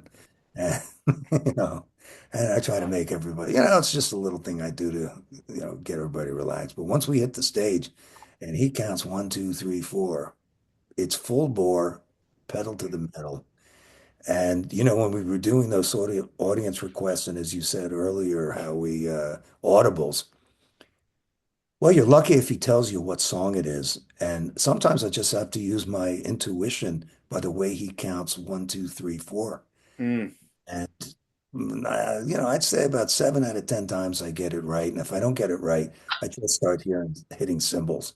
And it Yeah. works its way out. Well, actually, Anthony told a great story about you because we had Anthony Almonte on here as Oh, well, and Anthony Almonte, yeah. he said he goes, Max, what happens if he calls the song? I don't know this song. He goes, oh, just pick up the tambourine and just Marine on 2 and 4. right. No. Yeah, well, one of the few bands who have about 8 tambourine players. Players aren't playing. Everybody plays a tambourine. And, but again, as I said, I only am really aware of what Bruce is doing, and I have a monitor mixer who's keenly tuned into what I need. So he's mixing all night, brings in Roy, takes him out, brings him in, you know, whatever I need to hear. And without, you know, um, Matt Payne, my drum tech, and Troy Milner, stage right monitor guy, it would be infinitely harder. And it's hard anyway. Hmm. And they're as tuned in. They work as hard as I do during the show. Our entire crew does. You know, the new guys on our tour have only been there about 35 years. Only. I say guys, I mean men and women. Hmm. And it's a peak experience. And you know, when you play each show as if it's your last, there's a certain when you walk off the stage, you hold your head up high because you didn't leave anything out there. Because Hmm. you know it could be your last. Max, you got a bunch of shows coming up this fall. I would suggest anybody that's watching, if you've never been to the Jukebox Show, go check it out. It's fun. The band is incredible. The rolling list of songs, and Max will come out and take requests from time to time. Max, I saw you last year in Crystal Lake, Illinois, which is like a northwest suburb, not even a suburb of Chicago. It's out there with a group of friends. The one thing that shocked me was you guys did a Bob Seger song, and I think it was Night Moves. And I'm not kidding you. This crowd was more into Night Moves than any other song that you played that night. And I was like, I guess it's because Bob's just been around for so long. Like Bruce, it's there. It's like part of people's DNA. But they sang the hardest, they sang the loudest for Night Moves. And I was just absolutely stunned. Sure. But it's a great night. Yeah, there's a group of songs. Night Moves, American Girl. Everybody loves American Girl. Hmm. Some Great song. nights you get nothing but Beatle requests. Some nights you don't get any Beatle requests. Hmm. And if we do play a song, I don't do this all the time, but I did have an incident, or not an incident, I should say, but a wonderful little experience on the telephone with Ringo in 1985. And if you'll allow me, because this is, after all, Absolutely. that's We allow Cafe. you to do anything here. Yes. So I met him when I did. Jim Keltner, the great drummer, introduced us, and back in 1981, and no, it was 1980 actually. And showed the sports arena in Los Angeles.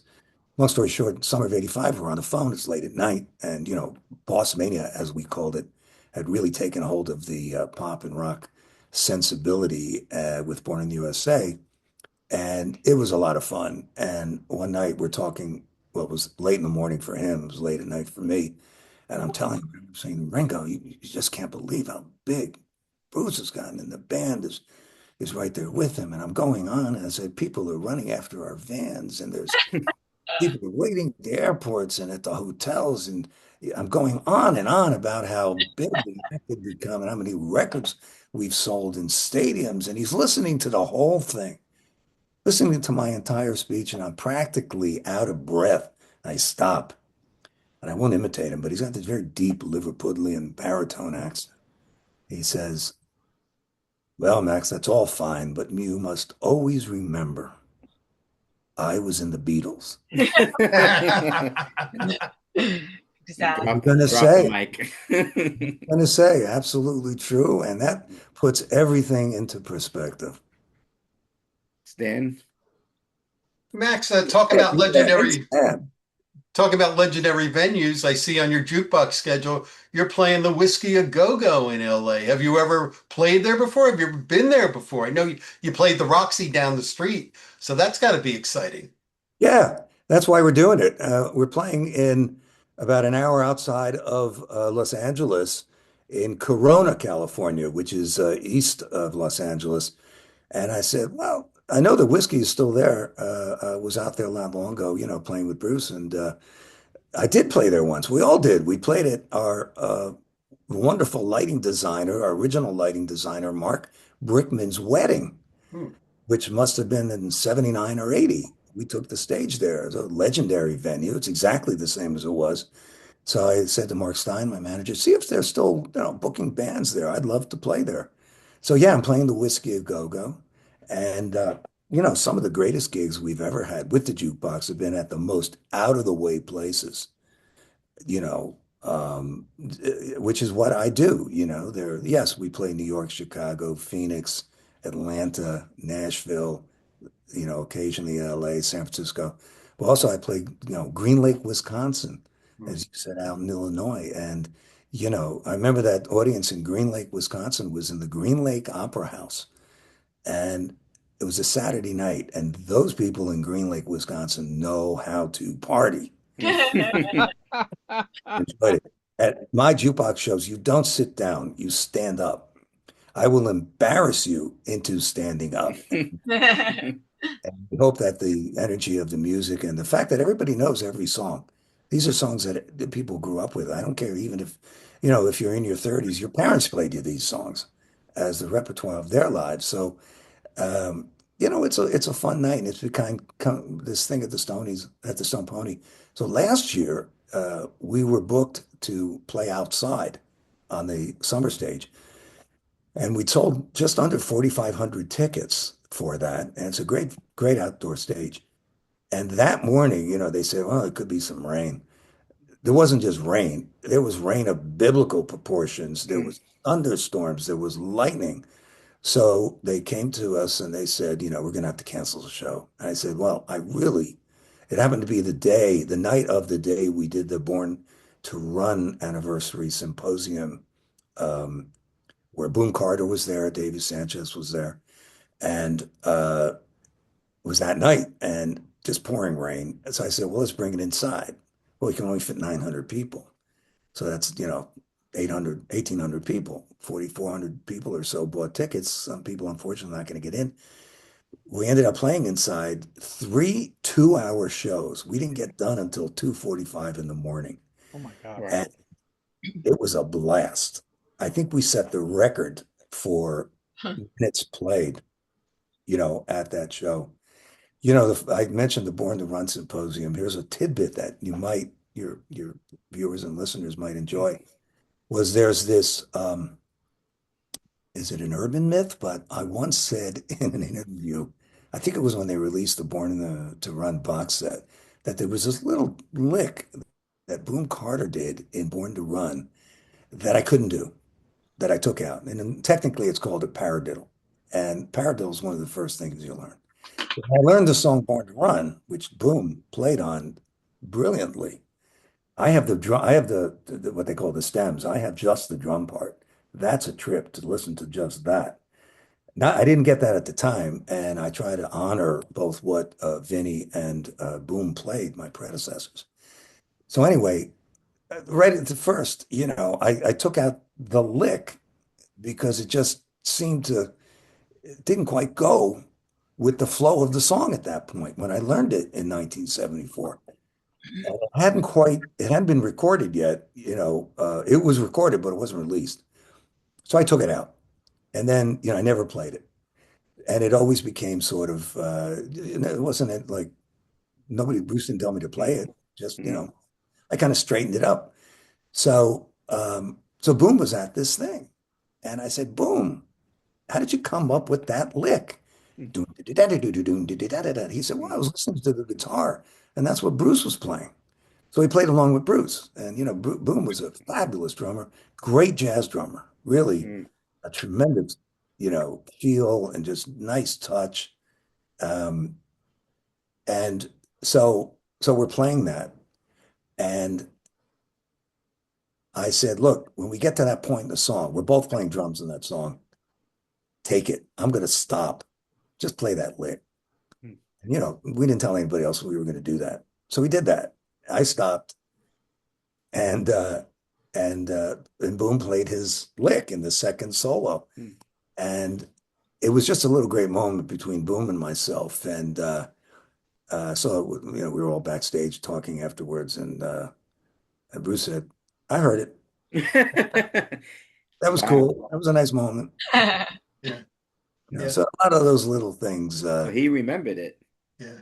Well, he heard it. Oh, Boom, of course. Yeah, Boom remembered the lick. Bruce. But I'm saying Bruce remembered the lick too. And occasionally I'll throw it in just to, I play it and Steve will look back and, a lot of the drum fills I do, I know they'll get Steve's attention because he's a real big fanatic on sort of the classic fills, the history of rock drumming, as you know, rock music in general.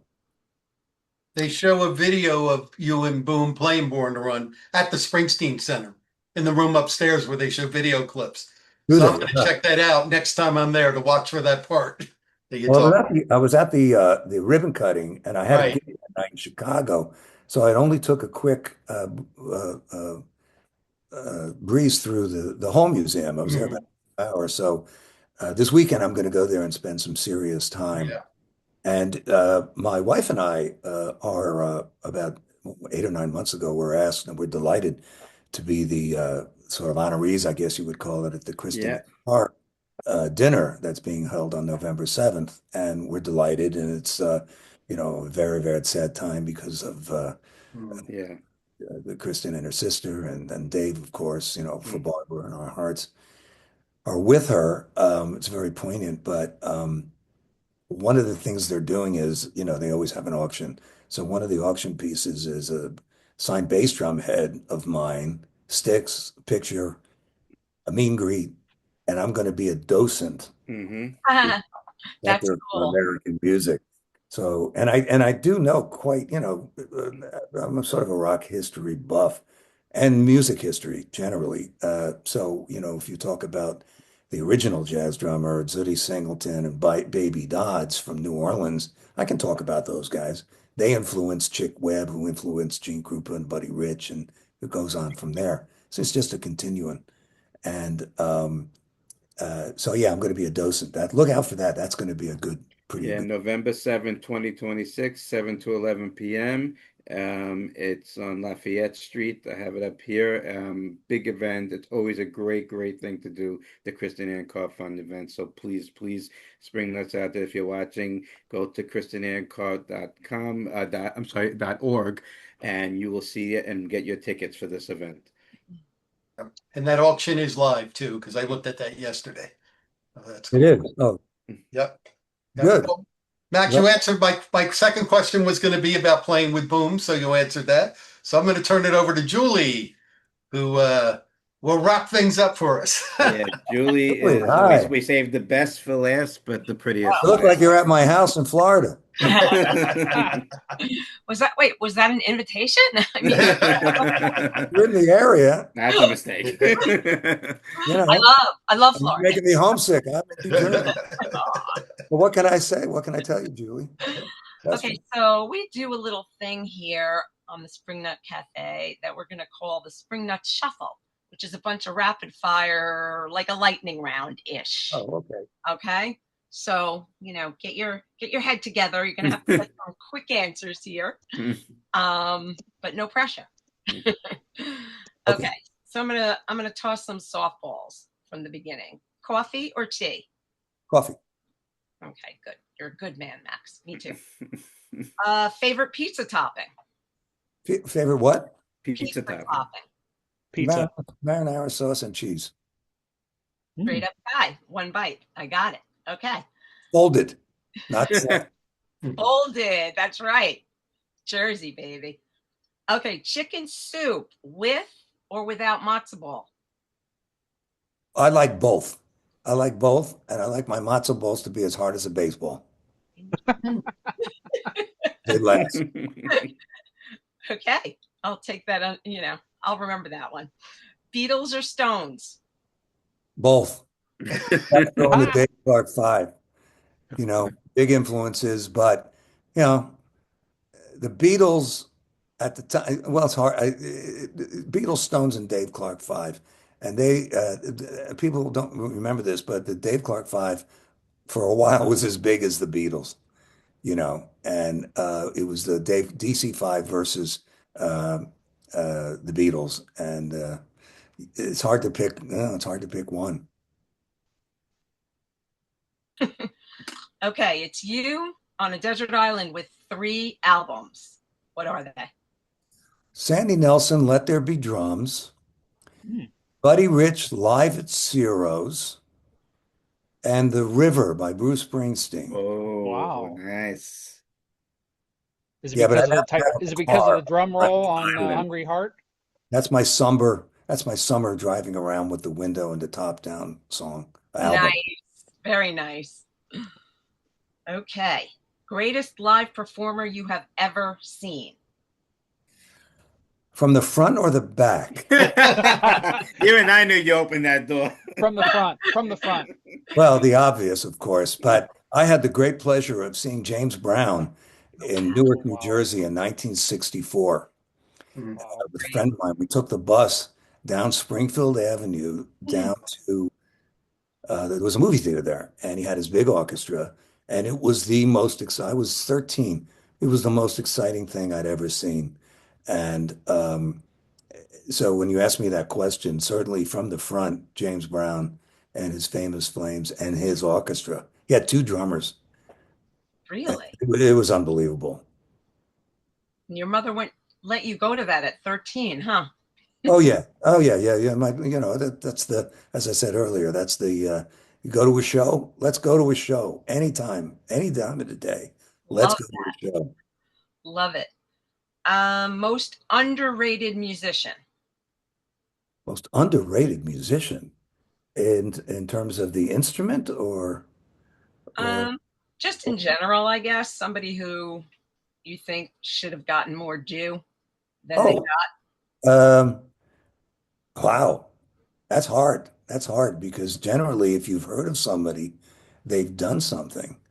But I'll reference this little kid I saw on a corner in Kingston, Jamaica, when Becky and I were on vacation, who literally had a drum set made out of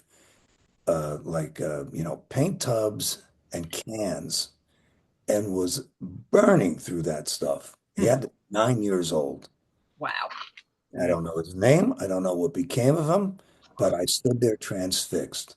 Wow. Very cool. New York or New Yeah. Jersey? Well, New Jersey, and let me tell you a story connected with that.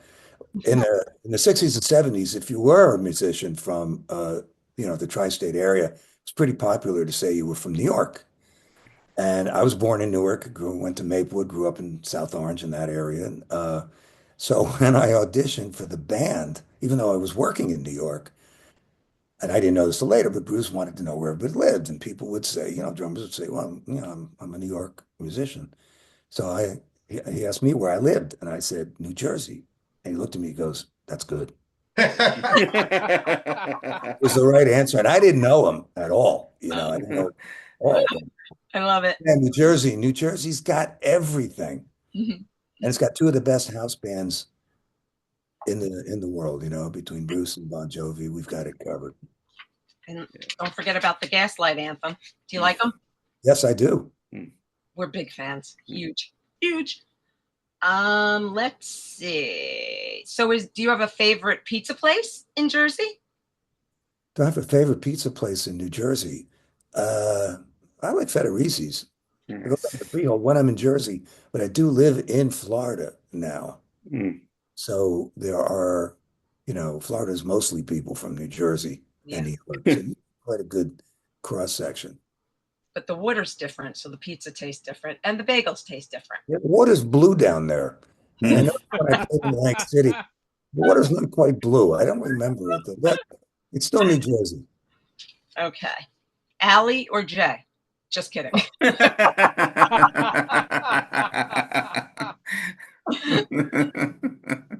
In what sense? Allie was the first East Street Offspring to play with us when she was 12 years old.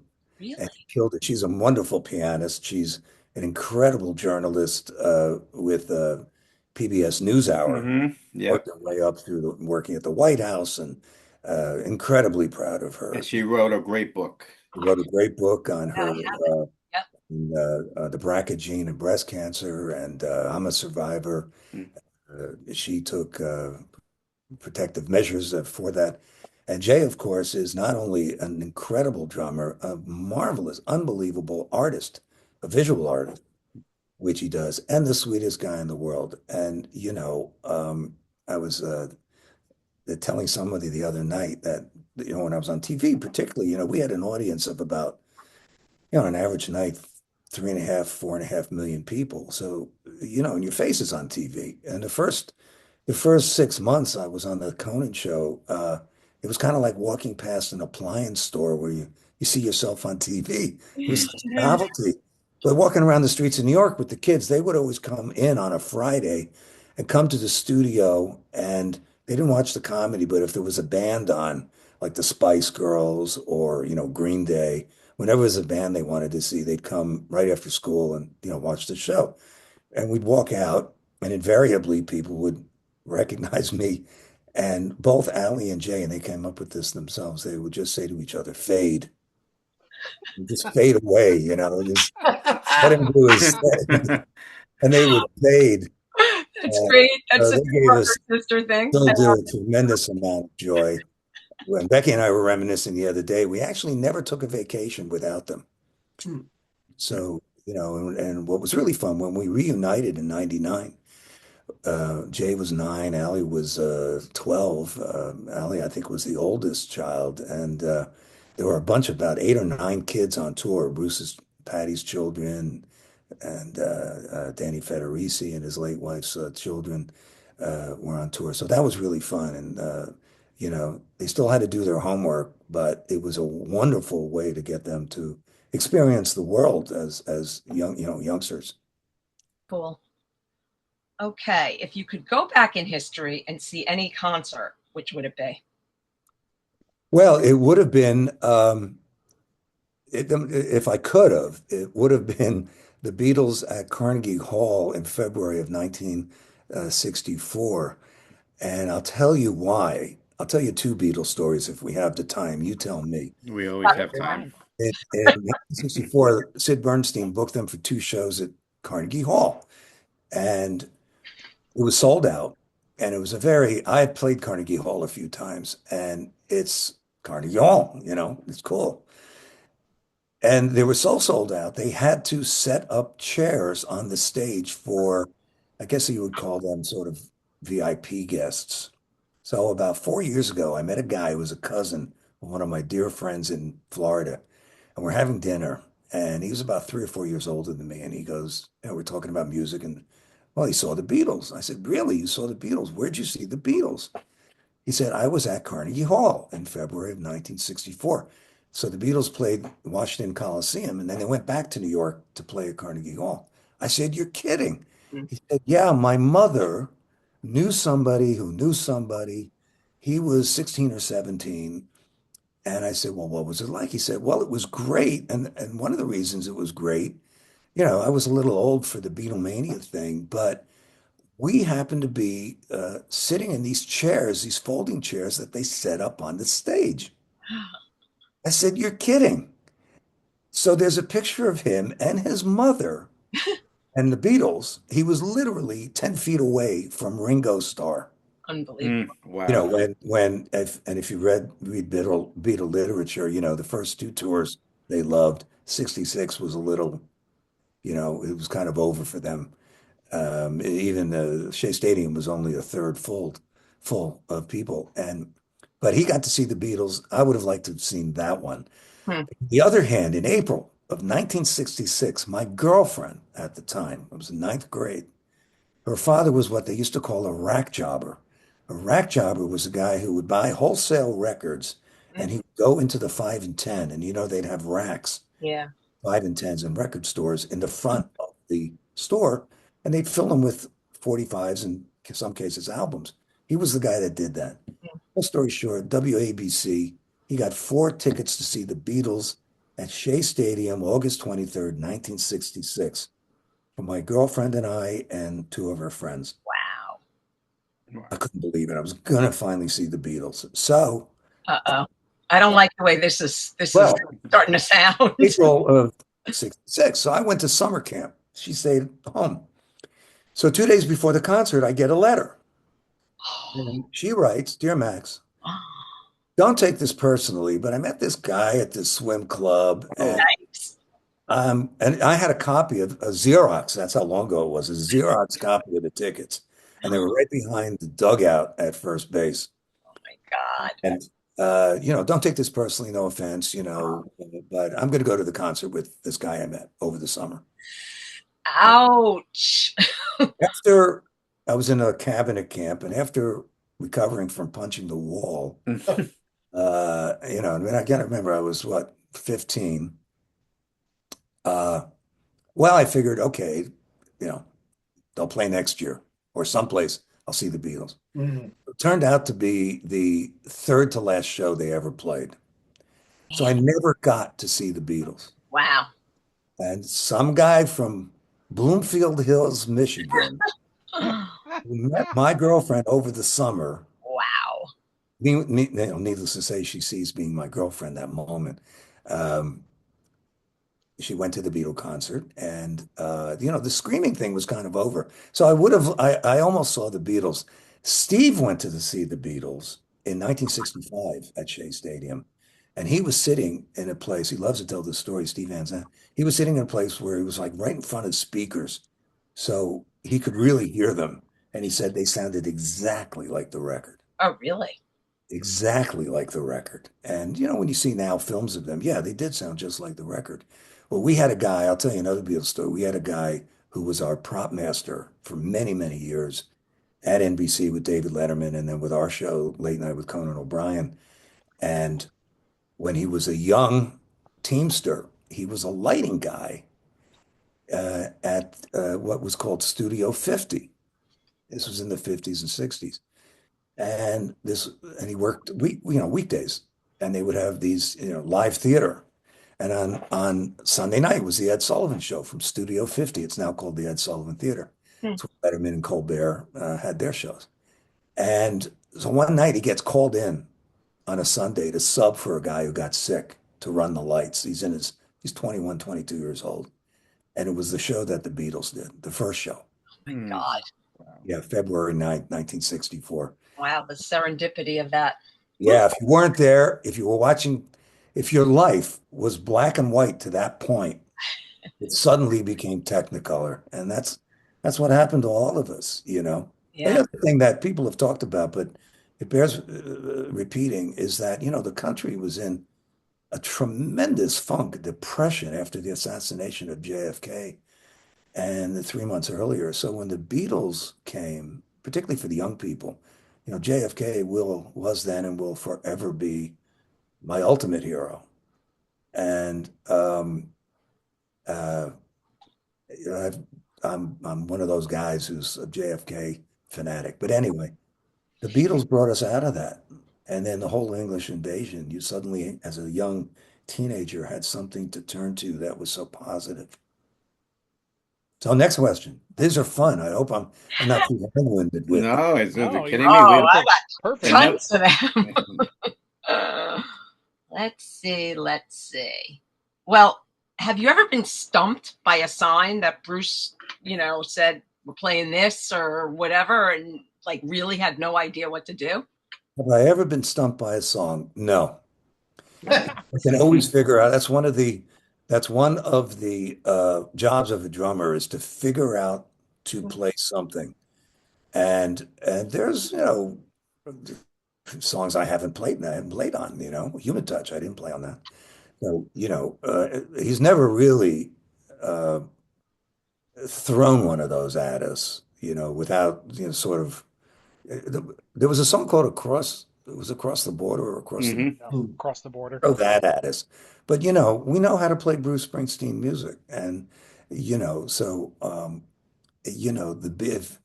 the beats are simple, but they're not easy. I always say that when people ask me about the drumming because I'm sort of in the Charlie Watts and Ringo school, although nowhere near as talented as either of those guys. But it's support the singer and the song. So Bruce. If you were a young drummer and suddenly you found yourself in my seat, he really shows you he's easy to play with because he makes things, well, we have a shorthand, but if he's sitting in with a band and he's leading it, all you got to do is follow him. You know, although in the early days, just to see if we were paying attention, he would play something the same way for 30 times and then he'd change it. That was challenging. Or he'd say, give me 37, bam, bam, bam, bam, bam, bam, bam, bam, and you'd have to count to 37.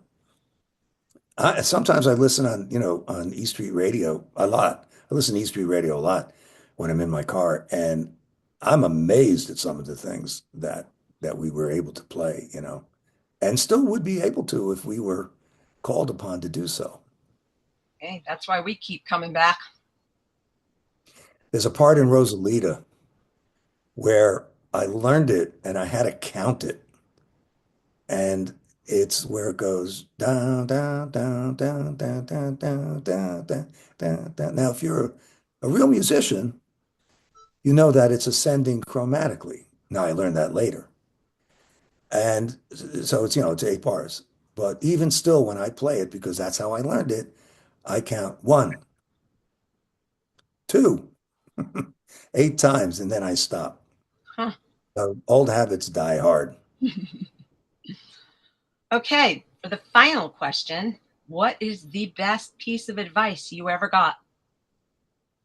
From anyone? Anything. Yeah. My father used to have a lot of uh, mottos and saying things, and one of them was keep to the right. And he used to say that when I got my driver's license. And keep to the right was, I'll give you two. That was the very important one because it was not just, keep to the right of the road because somebody may be coming to you with their light out in the front of their car. So Mm. keep to the right. And late at night, if I'm driving and, these gigs, for example, I may be in all the time, I'm in places I don't know. These two-lane blacktops and somebody may come at you. You don't know if they're on a motorcycle or if they're in a car. And if they have that, coming at you, their left light out, keep to the right. Good advice. Another bit of advice I got that I've never forgotten was from Bruce, and it occurred the third night we played at, I think it was the third night we played at the Bottom Line in 1975. We had 10 shows over 5 nights, and the second show of, I think, the third night, or maybe it was the fifth night, was live on the radio. Mm-hmm. And we were playing Rosalita. In those days, we used to do the band introductions and these very sort of spontaneous, give me 13 shots. And there were these stops and starts, and there were no cues. It was just you had to feel it. And I, at one point, was not watching. I'd only been in the band 9 months.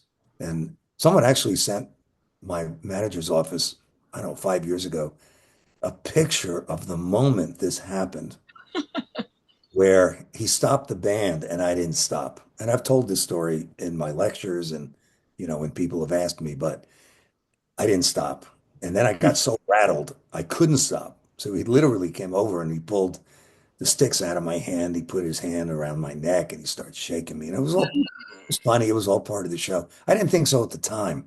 But so, I'd only been in the band 9 months. I figured this was my last show.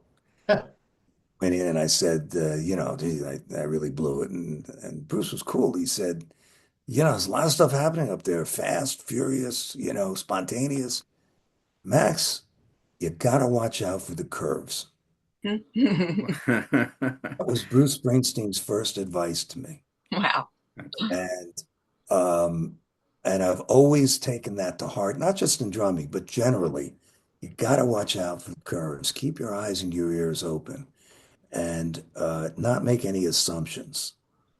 And as I've grown older and I've tried to pass that knowledge, you hope you're able to your children and then your grandchildren. I'm lucky to have the most wonderful grandchildren, Mm. in my view, my humble view. Of course. It's I've said recently, it's amazing to me how the older I've gotten, how much smarter my father became. He was right. Keep to the right and watch out for the curves. It's wonderful. Very wonderful. And I just have to say, we ran into Jay. I think it was See Here Now. It must have been 2024. Yeah. Yes. We were just walking around and we ran into Jay and his girlfriend, now wife, and he could not have been nicer. We just, Oh, they're the sweetest couple in the world. And they got married in 19 and soulmates to the end. We love our son-in-law. We love like a daughter, our daughter-in-law, both of them. I mean, it's a nice small family unit. And so Jay went to see King Gizzard, Jay and Chloe, and their daughter, Genevieve, at this big festival out in Colorado. I think it was last week, where they had like 100,000 people in a field, and so that was her first concert. She was 8 weeks old. They put oh, the earphones on her, and well, I remember my wife Becky was pregnant with Allie and about 8 months pregnant, and we took her to see U2. Didn't take her to see, she was in utero, and we went to the Meadowlands to see U2, and she definitely responded to the bass. Crazy. We also have a picture when 2 years later we went back to see them, and we took her, and she was 2 years old, and we have a picture of Bono and Keith Richards kissing her on each cheek. Oh, wow. I'm Oh, very fortunate to have great experiences in the rock and roll world with our children, and um, and just we're this is very blessed in our lives, and I've appreciated and really enjoyed this podcast of yours, and on behalf of everybody on E Street, Bruce and the band, and we see you out there with your shirts, what you go through, and you, the you that see this? Spring night. I see iterations of that. And it doesn't go unnoticed, and it's much, much appreciated the level of dedication you have to the total experience. And one of the things I say to young musicians is if you're in a band, the hardest things to get are great songs. E Street Band has that. Great frontman singer. E Street Band has that. If you have those two things, 75% of the way there. And the other 25% is everybody pushing in the same direction. And that's what we've had for these many, many, many decades. Even when we weren't playing together, even in the 11 years of our hiatus, uh, Yeah. we were all tight. We were all tight. I probably saw Bruce more during that time period. He used to go out to LA and stay at his house, crash at his house looking for work. We're supportive during those years. Max, I just want to say, please, please, I'm not blowing smoke. I've heard you talk many times. You need to do a autobiography. Please, your recall of all the details and the facts and everything is unheard of. You called in one of the most impressive things I ever heard. I'm not bullshitting you. After Hal Blaine passed away, you called into E Street Nation and you gave a 45-minute dissertation on Hal Blaine. No notes, just off the top of your head, and my jaw is still dropped from that hour you spent on the phone with Dave. Thank you. It was a thrill meeting that guy and Earl Palmer, who was his counterpart in LA, and the other guys that were in the Big Beat. But I enjoyed meeting all sorts of drummers. The guy that played in the King Gizzard the other night, whose first time I met him, unbelievable, just an unbelievable drummer. And uh, I told him, I said, I tried to count along, and I kept thinking I had it, and I ended up not. So if you ever get a chance to see King Gizzard and the Wizard Lizard, go see Yeah, I'm very intrigued by the that. band. Not just because I know them now and I played with them, but my son was right. They are one of the great live acts of the current day. But Last no, thing I have to say, Max. Last thing I have to say, and then oh, yes. one of the funniest things I ever read involved you, and it was in a New Yorker, and I'm not sure what the context was, but supposedly the story goes that at some point in time, when you were on Conan, there was a very popular TV show on NBC, and one of the main actresses, wink wink, one of three, uh, wanted to get out of her contract or renegotiate her contract to do a movie, and she was told no. And the agent went to see the president of NBC and said, "No, this is her contract. This is the show. This is what she's doing." And the agent said, "Well, Max Weinberg does it for Bruce Springsteen." And the president said something to the effect of, "Well, when your client learns to play drums and Bruce Springsteen calls her to play the drums on a show, then she can do that." Yeah, actually, that's a very good retelling of exactly what happened. And that did happen. A very well-known actress who was on a hit, sitcom and wanted to take time off to do a movie. Um, and that became known, I was told, as the Weinberg rule, which if you go to someone and ask for time off, you can only have time off if Bruce Springsteen asks you to play drums. Right. Uh, they used it a couple of times. So yeah, when I first heard that, then the guy, he was the vice president of finance, basically, and he was a big Bruce fan, so which kind of helped. But NBC, General Electric at the time, was very, very accommodating in allowing me and Conan himself, to rejoin the E Street Band in '99. But yeah, people don't realize I was a character on The Simpsons, played myself. Yeah. Oh, Was on South Park. I was Hawaii Five-0. Hawaii Five-0, 5 episodes, and I played a Queens, New York mobbed up real estate developer named Vangelis for 5 episodes on Blue Bloods. Yeah, you were great on that, by the way. I watched those. Those you were great on that. That was very That funny. was hard. That's real acting. Those are real actors. I mean, the late night shows are sketch comedy, and you're using cue cards. And if you work for Broadway Video, which is Lorne Michaels, um, uh, everything's on cue cards. And if you go off script and do something funny, that happens. But so that's real acting. You got to memorize it. I'll tell you what, I give Steve Van Zandt all the respect in the world for what he did on The Sopranos and Lilyhammer. I mean, Mm. recently I've been rewatching The Sopranos, and hmm. he as Silvio, you know, or as he once said, The Sopranos was a TV show. The E Street Band is the real mob. Right. That's perfect. But I've been very That's a fortunate. t-shirt. That's Yeah, a t-shirt. yeah, I guess it is. Yeah, but he's a great, great actor, and Steve is. I was very lucky to get those roles, and I try to do honor to the lines and what the writers write. Um, but in one of the conversations, maybe four that I had with Lorne Michaels, he also gave me a bit of advice. Mm. And he's a man of few words. And as I say, maybe I talked to him 5 times in my 16 and a half years there. But in the fourth year, he asked me a question. He was in the hallway. And with 30 Rock was great because it was like being in high school. To get anywhere, you sort of had to take the elevator to the sixth floor. And there were always news people and journalists and everybody going through the sixth floor. So I was talking to him he was coming down the hall and he stopped me and he just out of the blue asked me the question, Max, do you know why they call TV a medium? And I'm like, this is Lorne Michaels. I better come up with something good. And I'm thinking, Marshall McLuhan, the medium is the message, or, something. And he goes, let me tell you why they call it a medium.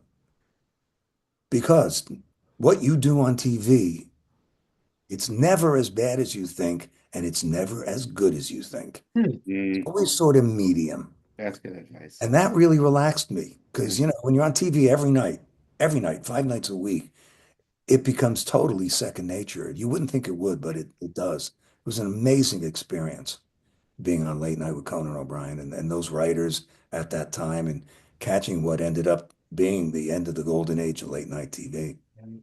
Max, he It's doesn't a talk whole about other it all. book. He doesn't talk about it a lot, but Conan and I are simpatico in the fact that he loves Bruce, obviously, but he's also a huge Elvis fan, which you wouldn't know that to look at him or talk about it, but every once in a while he'll launch into some Elvis stuff. And I tell you what, there was a documentary last year, and Conan was one of the speakers, and I was like, damn, this guy really knows his stuff. He Yeah. impressed me. Oh yeah. Well, Conan is brilliant, just generally. Editor of the Harvard Lampoon twice. Hmm. The only other person in history who had that role was Robert Benchley. Wow. He got his degree in honors in Civil War history. And as he likes to say, he graduated from the Harvard Driving School. But yeah, big Elvis fan. And Conan is a great singer. And we had a reunion in 25 when he was given the Mark Twain Prize at the Kennedy Center. And um, it was the last real show there, by the way. And we put the band back together again. And he's become a great guitar player, really good guitar. I mean, excellent. And we jammed a little bit. And Adam Sandler plays guitar, as you know. So it was a great homecoming. We had a lot of the characters, the robot on the toilet, and Fed at the pool, and the pleasuring himself bear, let's say. Masturbating bear, yes. it was a fun time. I did about 4,500 shows, and you learn to take the comedy very seriously, but you yourself not seriously at all. And yeah, I see you have a picture of Conan and Jimmy Vivino, my partner, and playing backing Conan up. That was Mm, probably taken. It looks like the Tonight Show, the short-lived Tonight Show. mm. Yeah, it was a Tonight Show. Oh, that's not Jimmy. That's Mike Merritt. Mike Merritt, No, by the way, Jimmy's back. bass Jimmy's back player. there. Jimmy's there. He's just to the right of Conan or the Yep. left of that guy playing bass, Mike Merritt.